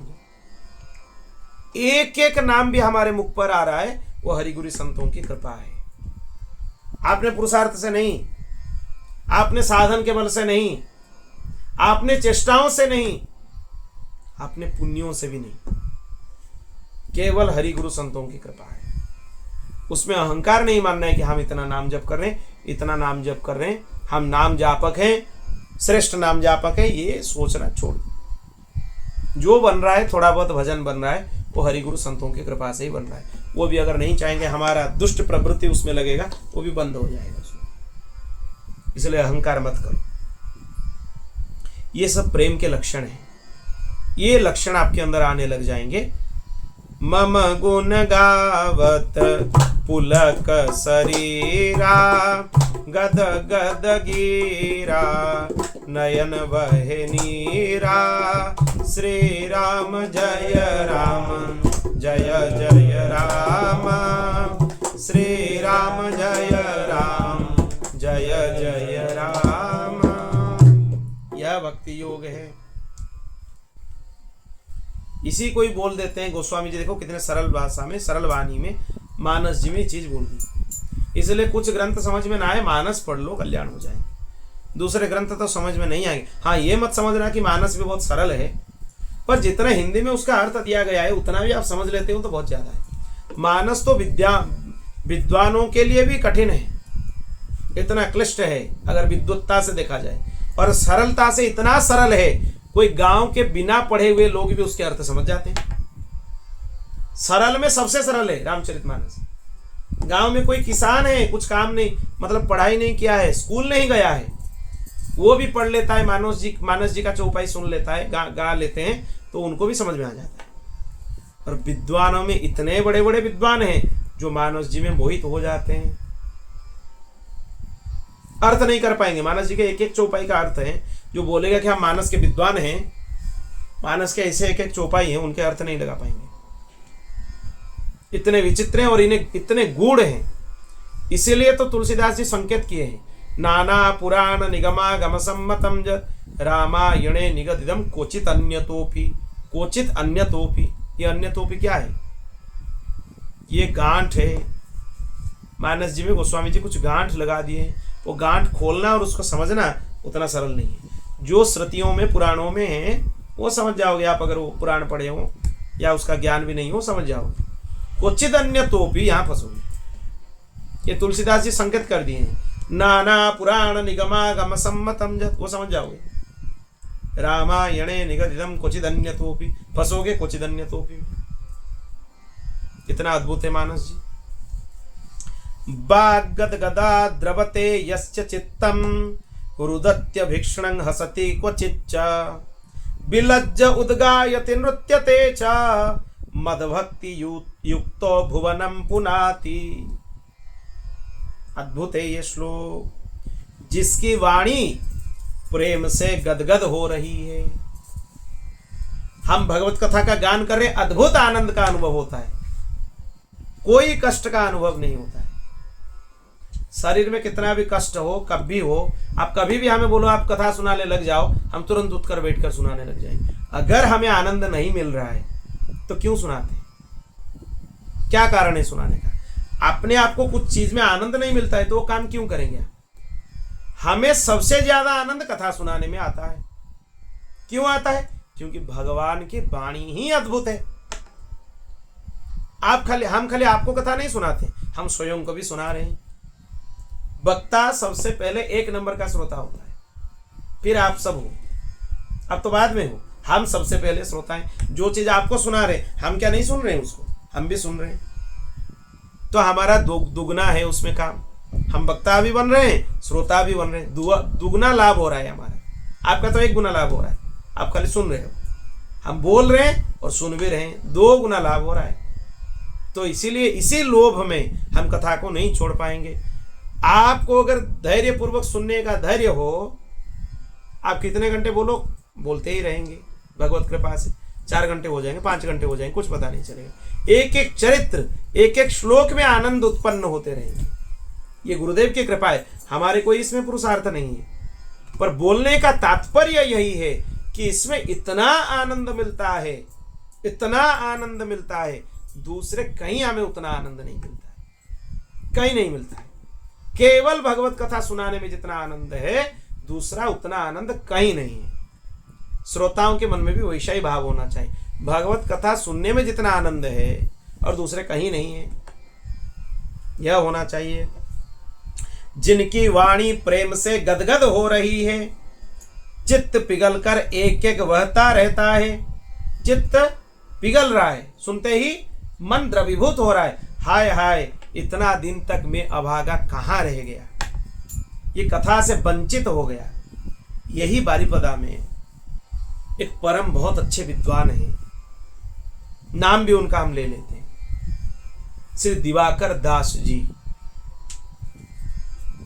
वो यहाँ पे एमपीसी ऑटोनोमस कॉलेज जहाँ पे तुम लोग पढ़ाई करते हो, तुम लोग वहाँ के छात्र हो, वहाँ पे वो 20 साल पहले प्रिंसिपल रह चुके हैं।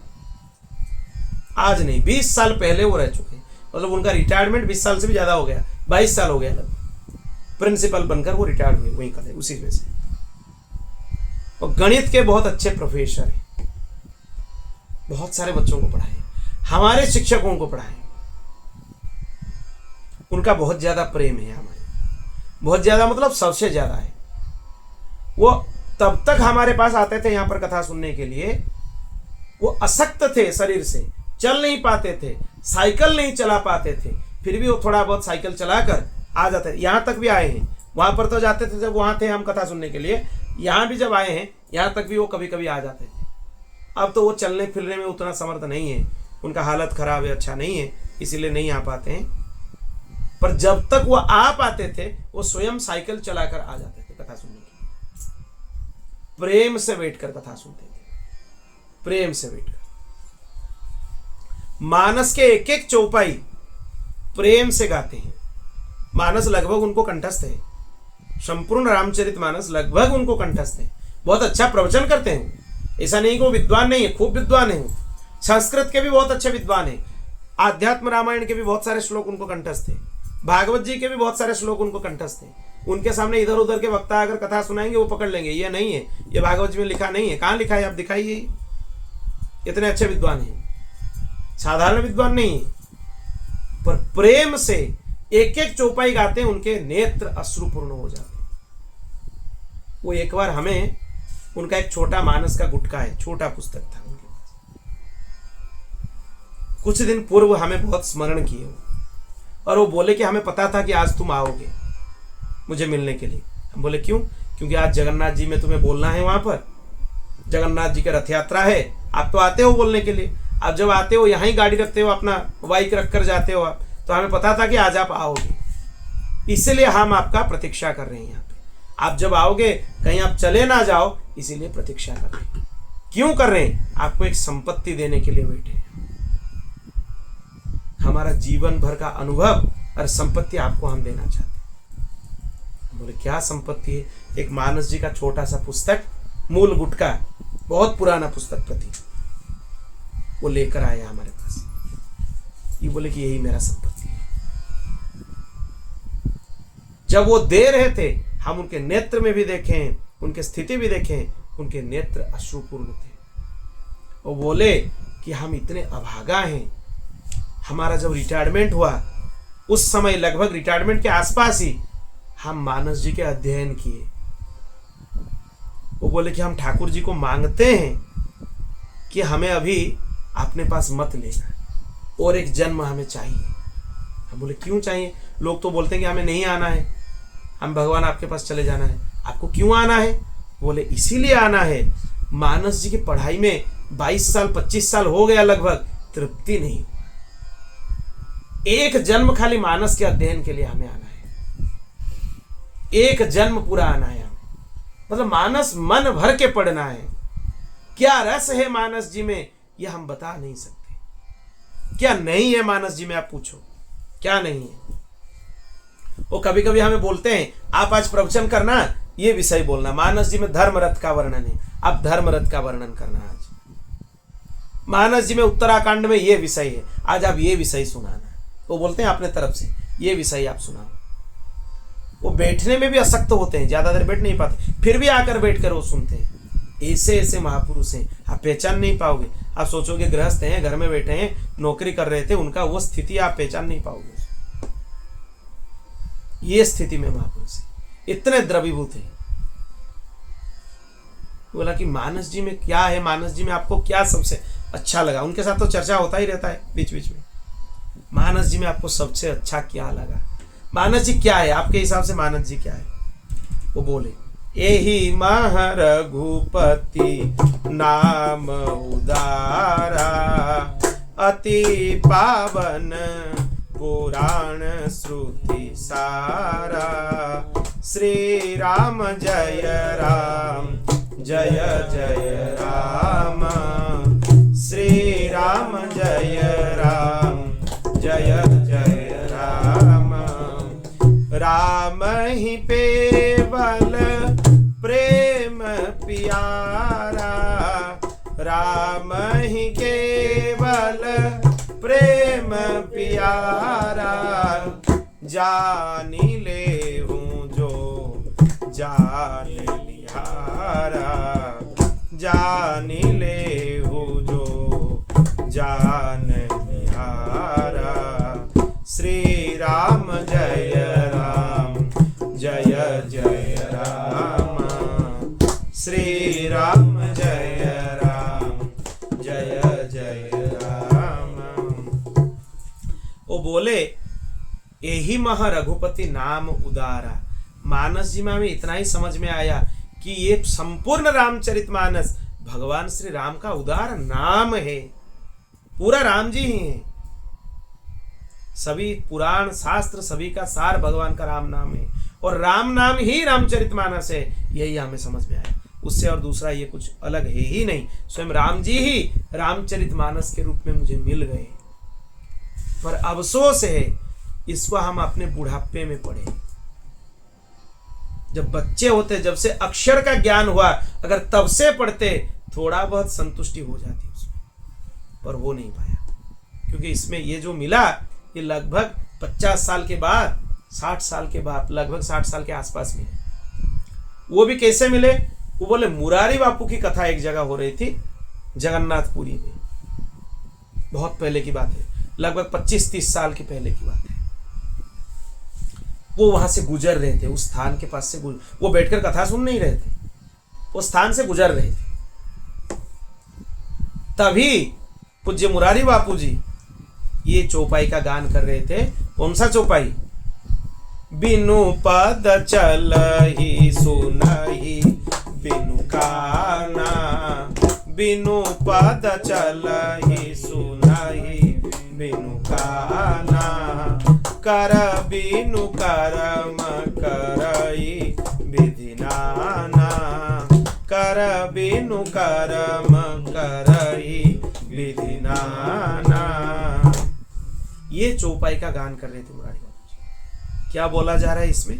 बिनु पद चलई सुनहि बिनु काना। भगवान का वर्णन जब कर रहे हैं शिव जी पार्वती जी को, भगवान कैसे हैं, वहां पर बोल रहे मानस जी में शिव जी कि भगवान बिना चरण कमलों से चल सकते हैं। जगन्नाथ जी को देखो, चरण कमल है क्या? बिना चरण के चलते हैं कि नहीं? रथ पर आते हैं, फिर रथ से उतर कर भी जाते हैं, चरण तो नहीं है ठाकुर जी के, फिर आते हैं कि नहीं? वो जगन्नाथ जी का स्मरण है। बिनु पद चलई सुनई बिनु काना। जगन्नाथ जी का कान दिखाई देता है, देखे हो कभी? पर सुनते हैं कि नहीं? लोग खूब सुनाते हैं, उनको खूब सुनते हैं। कर बिनु कर्म करई भी देना, हाथ नहीं है, माँ बाबू है फिर हाथ नहीं है, फिर भी काम कर लेते, सब कर लेते। सब करने के लिए लोग उनके पास जाकर शरणागत हो जाते हैं। हमारे ठाकुर जी ऐसे हैं, बिना चरणों के चल लेते हैं, बिना कान के सुन लेते हैं, बिना हाथ से काम कर लेते हैं, बिना वाणी से इतने बड़े वक्ता हैं कि उनके जैसा कोई बोल नहीं सकता। तो सुनकर अटक गए, ये क्या वर्णन है? ऐसा भी कुछ ग्रंथ है? उनको पहले बार पता चला, वो फिर सोचे कि ये तो पढ़ना चाहिए। फिर जब पढ़ते गए तब द्रवीभूत होते गए। एक एक चौपाई, एक एक दोहा के ऊपर द्रवीभूत होते गए। कभी कभी हम उनको पूछते थे, पहले जब मानस जी के ऊपर बहुत पहले प्रवचन होता था, 8-10 साल पहले जगन्नाथ मंदिर में भागवत कथा सप्ताह हो रहा था, वो हमसे कब जुड़े? एक भागवत कथा के जरिए जुड़े। जगन्नाथ मंदिर में साल 2016 में लगभग एक भागवत सप्ताह हो रहा था। 7 दिन का भागवत कथा हम कर रहे थे उधर जगन्नाथ जी के ठीक सामने। अभी तो वो मंडप नहीं है जहां पर हम भागवत कथा करते थे, वो मंडप अभी नया जब बना बाहर, वो तोड़ दिए हैं उस मंडप को, यज्ञ मंडप था वो। वहां पर कथा हो रहा था, बहुत सारे श्रोतागण आकर सुन रहे थे। वहीं पर वो पहले बार उनको, वो पास में ही उनका घर है, उनको सुनाई दिया। फिर वो आकर बैठकर सुने, क्या ये भागवत कथा हो रहा है, क्या बोल रहे हैं। फिर कथा के माध्यम से ही वो हमसे जुड़े। फिर इतने जुड़ गए कि हम कभी मानस जी का कथा करते थे, उनको पूछते थे, आप बताओ किस विषय में बोले, क्या चौपाई का आश्रय लेकर बोले, आप बताओ। मतलब इतना उनके साथ चर्चा होता था। बोलने का तात्पर्य यही है, उनके विषय में आज कभी हम, आज तक कभी अपने कथाओं में ये विषय हम नहीं बोले, आज तक नहीं बोले, पहली बार बोल रहे हैं, आज हम बोल रहे हैं। और इसीलिए उनका स्मरण हम किए कि जो लक्षण हम यहाँ पे पढ़ाई कर रहे हैं भागवत जी में, वो लक्षण अगर किसी व्यक्ति में घटित होता है, हम प्रत्यक्ष देखें, महापुरुषों में तो होता है, खूब देखें, भगवत कृपा से, गुरु कृपा से खूब संतों का संग मिला है। ऐसे ऐसे संतों का संग मिला है जिनके दृष्टि पड़ने से ही आप भगवान के योग्य हो जाओ। ऐसे ऐसे संत हैं, उसमें तो कोई संदेह नहीं है। पर हमारे बीच में से एक गृहस्थ आदमी, हमारे जैसे घर में रहने वाला आदमी, आप जैसे देख रहे हो, हम लोगों के जैसे साधारण जीवन वाला आदमी, उसके जीवन में ये लक्षण घटित होते हम देखें। और किसी को दिखाई दे रहा है नहीं दे रहा है वो अलग बात है। हमारे हिसाब से वो लोकोत्तर संत हैं, वो कोई संत से कम नहीं है, कुछ भी मान लो। वो बहुत दीनहीन जैसे रहते हैं, उनको देखने से आप पता नहीं कर पाओगे कि इतने संत हैं, इतने बड़े संत हैं। हम उनको बोलते हैं कि आप तो हमें मानस जी के इतने अच्छे अच्छे भाव बोलते हो, आप फिर मानस जी के लिए क्यों आना चाहते हो, आप चले जाओ, मत आओ, यहाँ आना नहीं। आप बोलते हैं कि नहीं, मानस जी में तृप्ति नहीं हुआ, हमें फिर आना है, अच्छा नहीं लगा मानस जी पढ़ाई। असल में हम मानस जी पढ़े ही कहाँ हैं, इतने मानस कंठस्थ हैं उनको, बोलते हैं कि मानस जी हम पढ़े ही कहाँ हैं, और एक एक चौपाई गाकर वो आनंदित हो जाते हैं। इसीलिए जिसकी वाणी प्रेम से गदगद हो जाए, चित्त पिघलकर एक ओर बहता रहे, एक क्षण के लिए भी रोने का तांता नहीं टूटता, परंतु जो कभी कभी खिलखिलाकर हंसने भी लगता है। मतलब भगवत प्रेम में आप ऐसे प्रेम विभोर हो जाओगे, कभी हंसने लगोगे, कभी रोने लगोगे, आपको पता नहीं चलेगा कि आप क्या कर रहे हो, इतने प्रेम विभोर हो जाओगे। कभी नाचने लगता है, कभी लोक लज्जा छोड़कर उच्च स्वर से गान करने लगता है। आपके मन में ये भावना नहीं आएगा, कौन क्या सोचेगा, कोई सोच रहा है, सोचने दो, सोचेगा ये भक्त बन गया, बोलने दो, तिलक लगा रहा है, भक्त हो गया, बोलने दो। लोगों के बोलने से कुछ होता है? हम अगर सोचते, आज तक सोचते ही रह जाते। तो इसीलिए सोचने का कुछ नहीं है उसमें। कोई कुछ बोल रहे हैं तो बोलने दो, खूब बोलने दो, लोगों का काम है बोलना। ओ अच्छा ही तो बोल रहे हैं, आप भक्त बन गए, ठाकुर जी के हो गए, खराब बोल रहे हैं क्या आपको? अच्छा ही तो बोल रहे हैं। परंतु वहां पे यह समझना चाहिए, आपके शरीर में भगवत लक्षण है, तिलक है, स्वरूप है, कुछ कंठी है, तो आपको देखने से लोगों का भगवान को स्मरण आ जाता है, भगवत स्मरण हो जाता है लोगों का, क्योंकि आपके शरीर में वो भगवत लक्षण का दर्शन करते हैं। वो बहुत ज्यादा पुण्यवान है, ये छोटा काम नहीं है। आपके शरीर के चिन्हों से कोई भगवान को स्मरण कर लेता है, ये कोई छोटी बात नहीं है, ये बहुत बड़ी बात है। खूब स्मरण करो। उद्धव, मेरा वह भक्त खाली अपने आप को पवित्र नहीं करता है, बल्कि सारे संसार को पवित्र कर देता है, सबको पवित्र कर देता है। खाली अपने आप को पवित्र नहीं करता, जहां रहता है, जहां बात करता है, उसके साथ जो लोग उठते बैठते रहते हैं, उनको भी पवित्र कर देता है। मदभक्ति युक्तो भुवनम पुनाति। फिर भगवान बोलते हैं, जैसे आग में तपाने पर सोना मेल छोड़ देता है, साफ हो जाता है, पूरा सोना निखर जाता है, अपने असली शुद्ध रूप में स्थित हो जाता है, वैसे ही मेरे भक्ति योग के द्वारा आत्मा कर्म वासनाओं से मुक्त होकर मुझको प्राप्त हो जाता है। इसी से ही भगवत प्राप्ति सुगम हो जाता है। उद्धव, मेरी परम पावन लीला कथा के श्रवण कीर्तन से जैसे चित्त का मल धुलता है और जैसे सूक्ष्माति सूक्ष्म वस्तुओं का दर्शन होने लगता है, वैसे दूसरे साधनों से नहीं होता है। मतलब भगवान यहां पे बोल दिए, चित्त शुद्धि का सबसे सरल और सर्वोत्कृष्ट साधन कोई है तो भगवान की कथा है। कथा सुनने से जो लाभ आपको प्राप्त होने वाला है वो दूसरे किसी साधन से नहीं हो सकता है। हम अपने जीवन का ही बताते हैं अनुभव, जो कुछ हमारे अंदर तो कुछ नहीं है, हम कलिमल ग्रसित हैं, फिर भी जो कुछ लगता है इतना थोड़ा बहुत भी, कुछ भी ठाकुर जी के पास, गुरु जी के पास हम आए हैं, उनके चरणों में अपने आप को पूर्ण समर्पित कर पाए कि नहीं पाए वो तो भगवान जाने, पर जो कुछ भी है वो भी केवल कथा के लिए ही है, कथा श्रवण से ही, और कुछ नहीं है।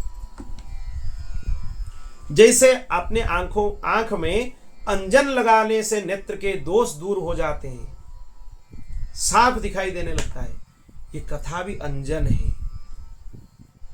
इसको अगर सुनोगे तो आपके नेत्र के दोष जैसे दूर होते हैं, आपके जीवन के सभी दोष मिट जाएंगे केवल कथा श्रवण से। जो पुरुष विषय चिंतन करता रहता है निरंतर, उसके चित्त विषय में फंस जाता है, और जो मेरा स्मरण करता है उसका चित्त मुझ में तल्लीन हो जाता है। तो भगवत स्मरण करने का प्रयास करो, खूब करो भगवत स्मरण। इसलिए तुम दूसरे साधनों और फलों का चिंतन छोड़ दो। मेरे अतिरिक्त कुछ है ही नहीं।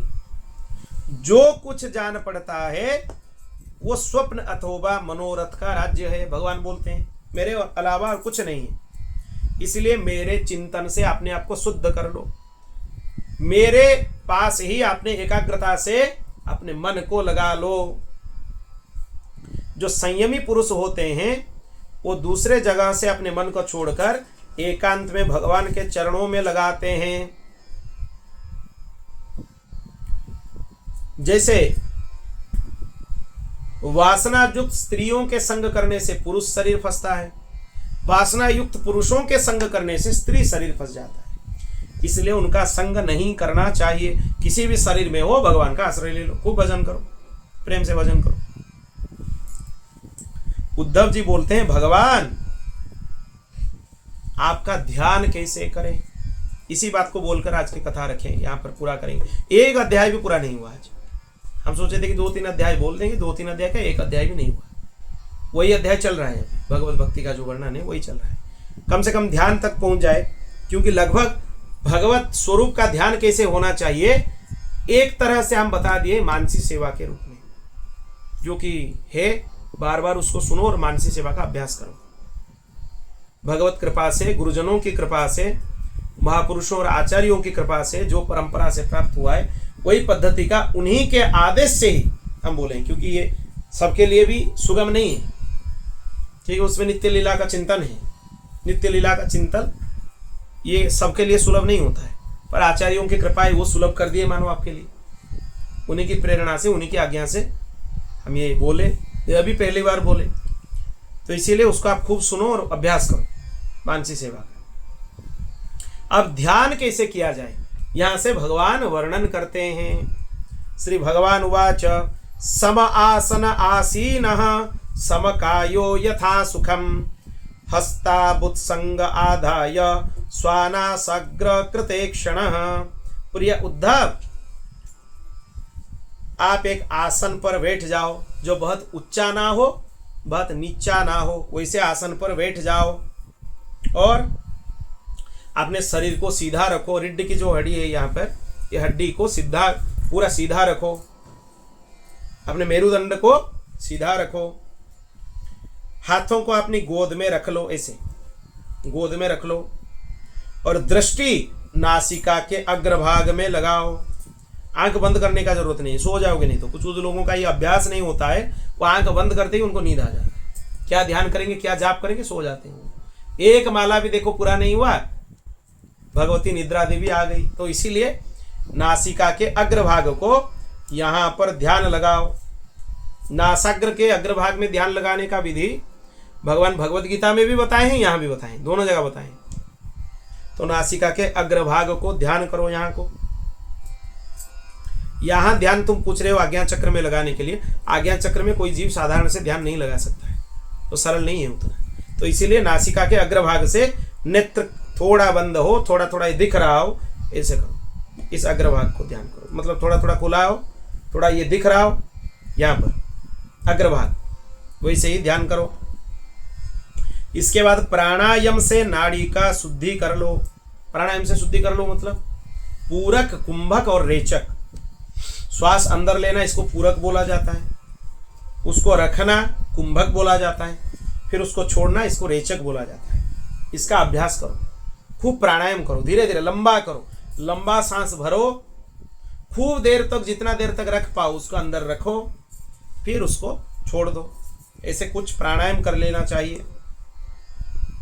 मंत्र में भी किया जा सकता है, जैसे कि बीज मंत्र हो, गुरु मंत्र हो, तो उसके 32 बार स्मरण करके पूरक किया जाता है।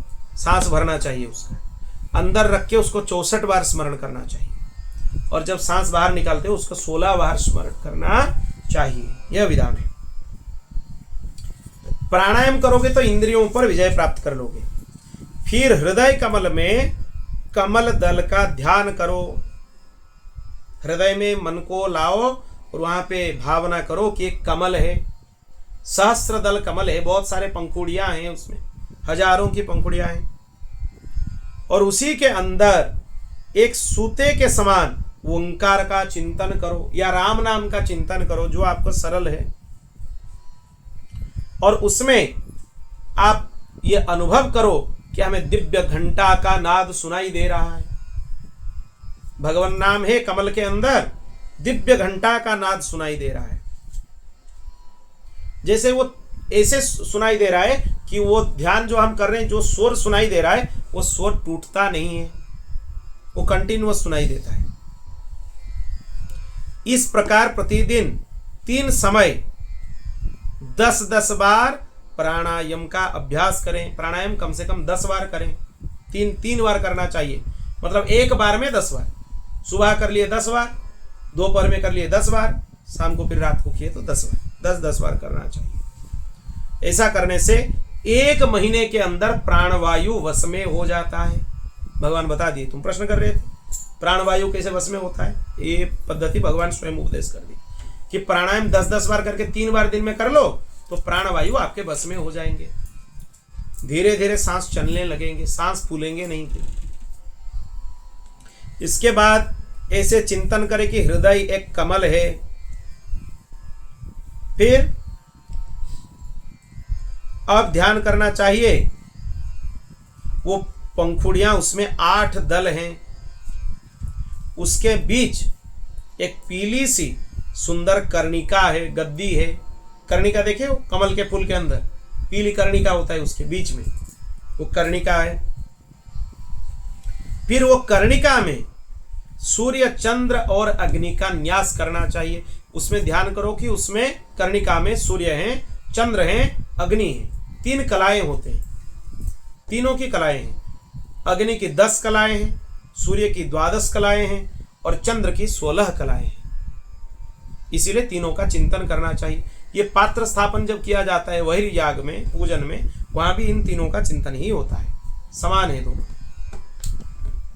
तदनंतर अग्नि के अंदर भगवत स्वरूप का स्मरण करना चाहिए। सूर्य चंद्र हैं, बीच में अग्नि है, अग्नि के अंदर फिर घुस जाओ, स्मरण करो। हृदय कमल में 8 पंखुड़ियां हैं, उसके बीच में कर्णिका है, कर्णिका में सूर्य, चंद्र, अग्नि है। अग्नि के अंदर भगवत स्वरूप का स्मरण करना चाहिए, भगवत रूप का ध्यान करना चाहिए। कैसे ध्यान करना चाहिए, ध्यान से सुनो। भगवान के अवयव बहुत सुडोल है, सुंदर हैं। रोम रोम से भगवान की शांति टपकती है। उनके मुख कमल अत्यंत सुंदर हैं, उनके जैसा कोई हो ही नहीं सकता, इतने सुंदर हैं। घुटनों तक लंबी मनोहर 4 भुजाएं हैं, आजानुलंबित भुजाएं हैं। हम लोगों के जैसे छोटे छोटे हाथ नहीं है भगवान के। भगवान के बहुत लंबे लंबे हाथ होते हैं, यहाँ घुटनों तक आजानुलंबित भुजाएं बोलते हैं। 4 हाथ हैं भगवान के। आप द्विभुज स्वरूप के उपासक हो तो द्विभुज का ध्यान करो, चतुर्भुज स्वरूप के उपासक हो तो चतुर्भुज का ध्यान करो, उसमें कोई स्वरूप में भेद नहीं है। बड़ी सुंदर और मनोहर गर्दन है, मरकत मणि के समान सुगंधित सुस्निग्ध कपोल हैं, बहुत सुंदर उनके कपोल हैं, गाल हैं और मस्तक हैं।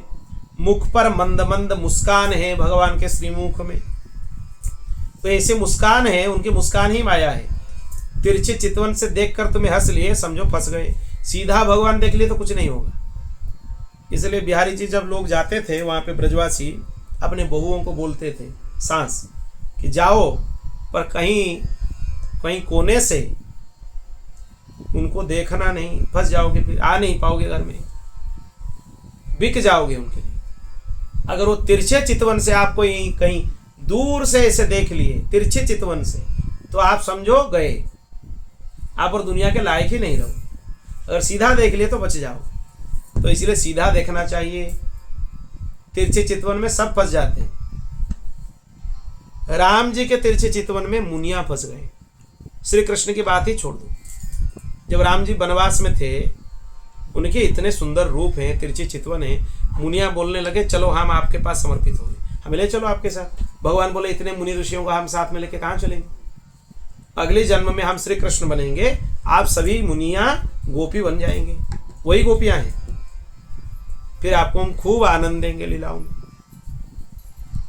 वो लिखा है पद्म पुराण में, कौन से मुनि कितने साल कौन से मंत्र के साधन करके कौन से गोपी बने हैं, वो लिखा है। गोपी कोई साधारण नारी नहीं है, ऐसे ही गोपी बन गए यार। बड़े बड़े सिद्ध महर्षियां हैं जो गोपी हैं, पद्म पुराण में स्पष्ट लिखा है। हजारों साल तक एक एक मंत्र का साधन करते हुए उनको गोपी शरीर प्राप्त हुआ है। तो उतना सरल नहीं है कोई स्त्री शरीर मिल गया किसी को, या संसार के जैसे स्त्री पुरुष का काम होता है, वो गोपियों का प्रेम नहीं है, वो सर्वोच्च प्रेम है गोपियों का। इसीलिए भगवान की मंद मुस्कान की छटा बहुत अनोखी है, उसका ध्यान करो। दोनों ओर के कान बराबर हैं, उनमें मकराकृत कुंडल हैं। इसे ये मकराकृत कुंडल होते हैं, नहीं देखे हो तो मकराकृत कुंडल अयोध्यानाथ भगवान का दर्शन कर लो, ठाकुर जी का और जानकी जी का कुंडल देख लो, वही मकराकृत है वो कुंडल। वो झिलमिल कर रहे हैं, इतने सुंदर हैं। वर्षाकालीन मेघ के समान श्यामल शरीर पर पीतांबर फहरा रहा है। भगवान का शरीर मेघ जैसा रंग है, इतना सुंदर है। ना तो वो नीला है ना तो वो काला है, मेघ जितना गंभीर रंग का होता है उसी रंग का ठाकुर जी का शरीर है। और उनके ये हाथ और चरण तल लाल हैं पूरा, वो लालिमा भी अद्भुत है, कितने सुंदर है। आप वो दर्शन करने से ही जानोगे कितने सुंदर है।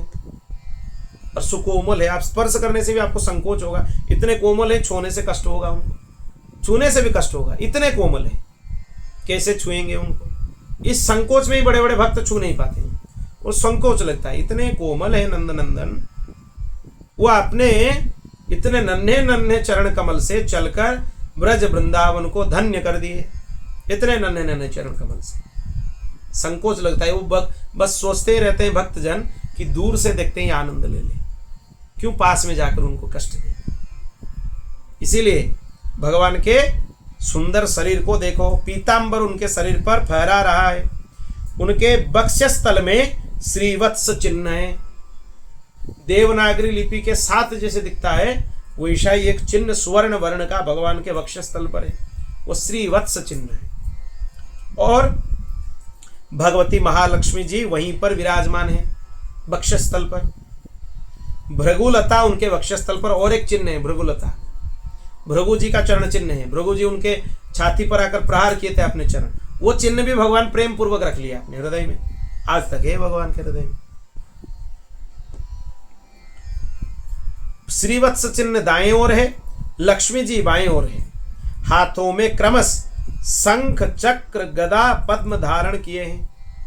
ये शंख चक्र गदा पद्म धारण का भी बहुत सारे स्वरूप है भगवान के। पहले चक्र है, बाद में शंख है, तो उनका नाम अलग हो जाएगा। पहले शंख है, फिर बाद में चक्र है, तो उनका नाम अलग हो जाएगा। ये शंख चक्र गदा पद्म अलग अलग हाथों से भगवान उसको पकड़ते हैं, तो उनका नाम अलग अलग हो जाता है। कहीं श्रीवत्स है, कभी त्रिविक्रम है, कभी माधव है, उनका नाम अलग होता है। तो यहाँ पर बोला गया है शंख चक्र गदा पद्म, इन स्वरूप में ध्यान करो। गले में बनमाला लटक रही है, चरणों में नुपुर शोभा दे रहा है। इतने सुंदर नुपुर है, वो चलने से कितने सुंदर आवाज निकलते हैं वहां से। गले में कौस्तुभ मणि है, जगमगा रहा है वो। अपने अपने स्थान पर चमकाते हुए किरीट मुकुट है, कंगन है, करधनी है, बाजूबंद है, सुवर्ण से बने हुए हैं। एक एक अंग सुंदर हैं, इतने सुंदर हैं क्या वर्णन करे। उनके सुंदर मुख और प्यार भरी चितवन कृपा प्रसाद की वर्षा कर रहे हैं। और उद्धव, मेरे इस सुकुमार रूप का ध्यान करना चाहिए, अपने मन को एक एक अंग में लगाना चाहिए। चरणों का ध्यान कर रहे हो, चरणों का ही करते रहो। संचिन्तये भगवतश्चरणारविंदम वज्रांकुश ध्वज सरोरुह लांछनाढ्यम।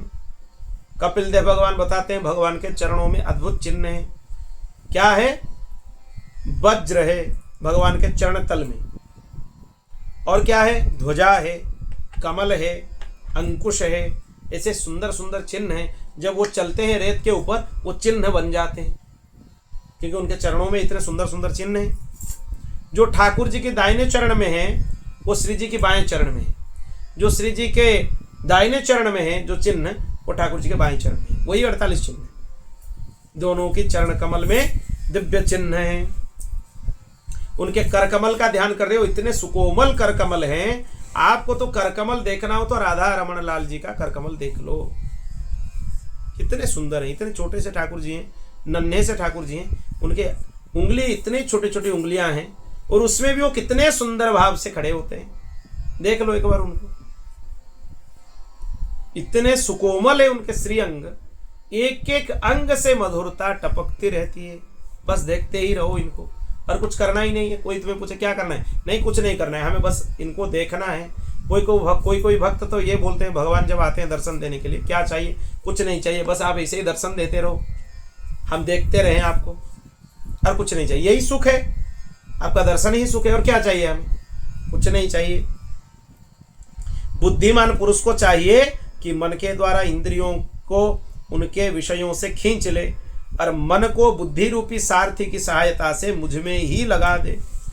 चाहे मेरे किसी भी अंग में हो, चाहे मुख कमल आपको अच्छा लग रहा है तो देखो, उनके घुंघराले बाल अच्छे लग रहे हैं तो उनको देखो, मस्तक में मोर पंख है तो उनको देखो। किसी भी अंग का ध्यान करो, कहीं भी मन अटक जाए ध्यान करो। वक्षस्थल सुंदर दिख रहा है तो ध्यान करो। नाभि कमल ठाकुर जी का बहुत सुंदर है। प्रत्यक्ष आप अगर देखोगे उनके नाभि कमल, फंस जाओगे वहां। इतने सुंदर नाभि हो सकता है किसी का? इतना सुंदर है नाभि, बहुत सुंदर है।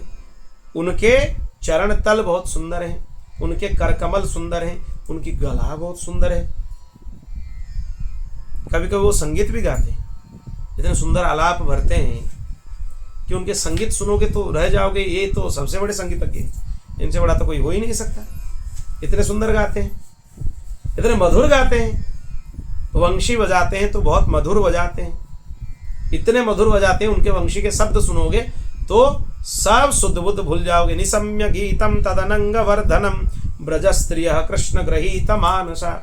उनके वंशी को सुन के ही गोपीजन सब कुछ छोड़कर आ गए, मानो वंशी में बुला लिए। उनका मोह में फंस जाओ, संसार के मोह में कुछ नहीं। कहाँ आनंद है? जहां आनंद ढूंढ रहे हो वहां आनंद नहीं है।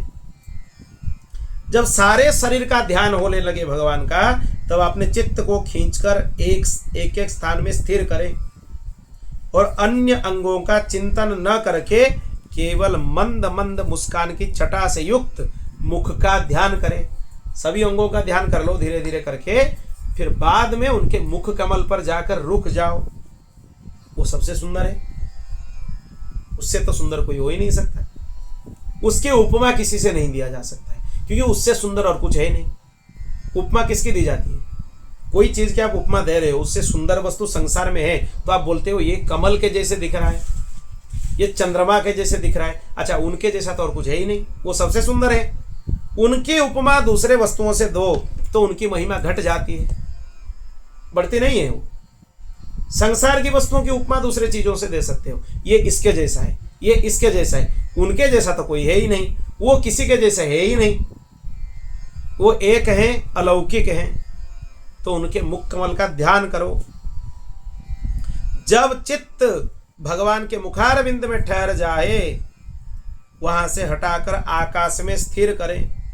फिर आकाश का चिंतन भी त्याग कर मेरे स्वरूप में आरूढ़ हो जाए, भगवत स्वरूप में ही स्थित हो जाओ।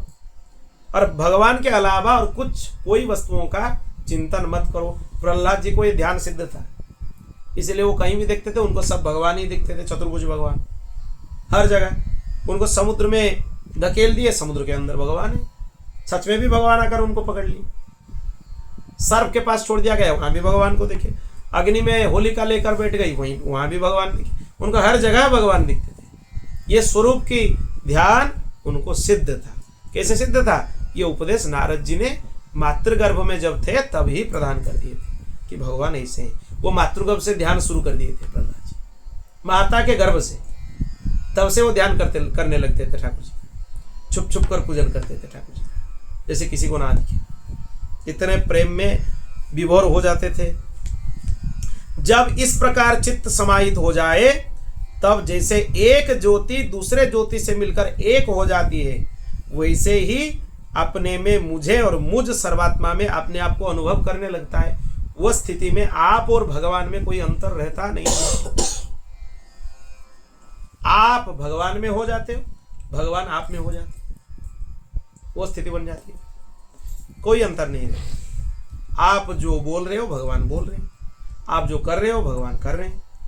सहज हो जाएगा वृत्ति। भगवत स्वरूप का ध्यान करने से वृत्तियां सहज हो जाती है।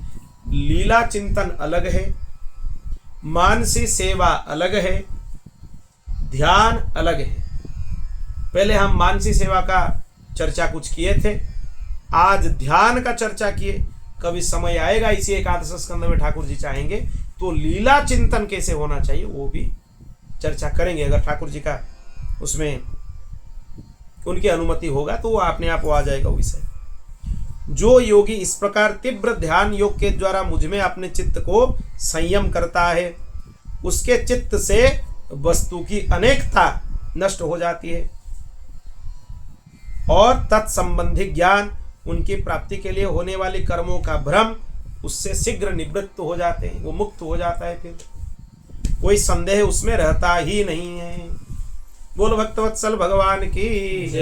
आज 11 दिन हो गए एकादश स्कंद के, आधा भी नहीं हुआ प्रसंग। 14 अध्याय पूर्ण हुआ, 15 अध्याय से और आगे की कथा बाकी। 14 अध्याय हुए हैं आज तक, 31 अध्याय से 14 अध्याय हुए आज। आगे की चर्चा 15 अध्याय की भिन्न भिन्न सिद्धियों का नाम, लक्षण, वो आगे हम चर्चा करेंगे। बोल भक्तवत्सल भगवान की।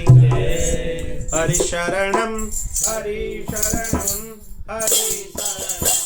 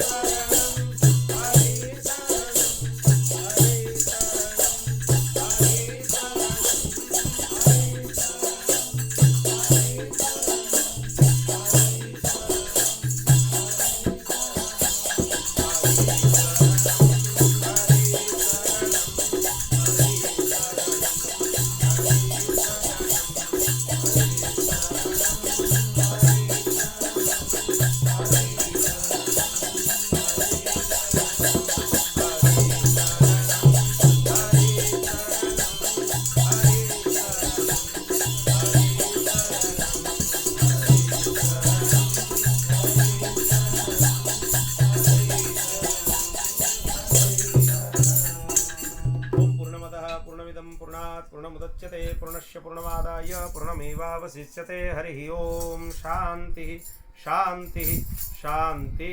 श्री कृष्णार्पणमस्तु।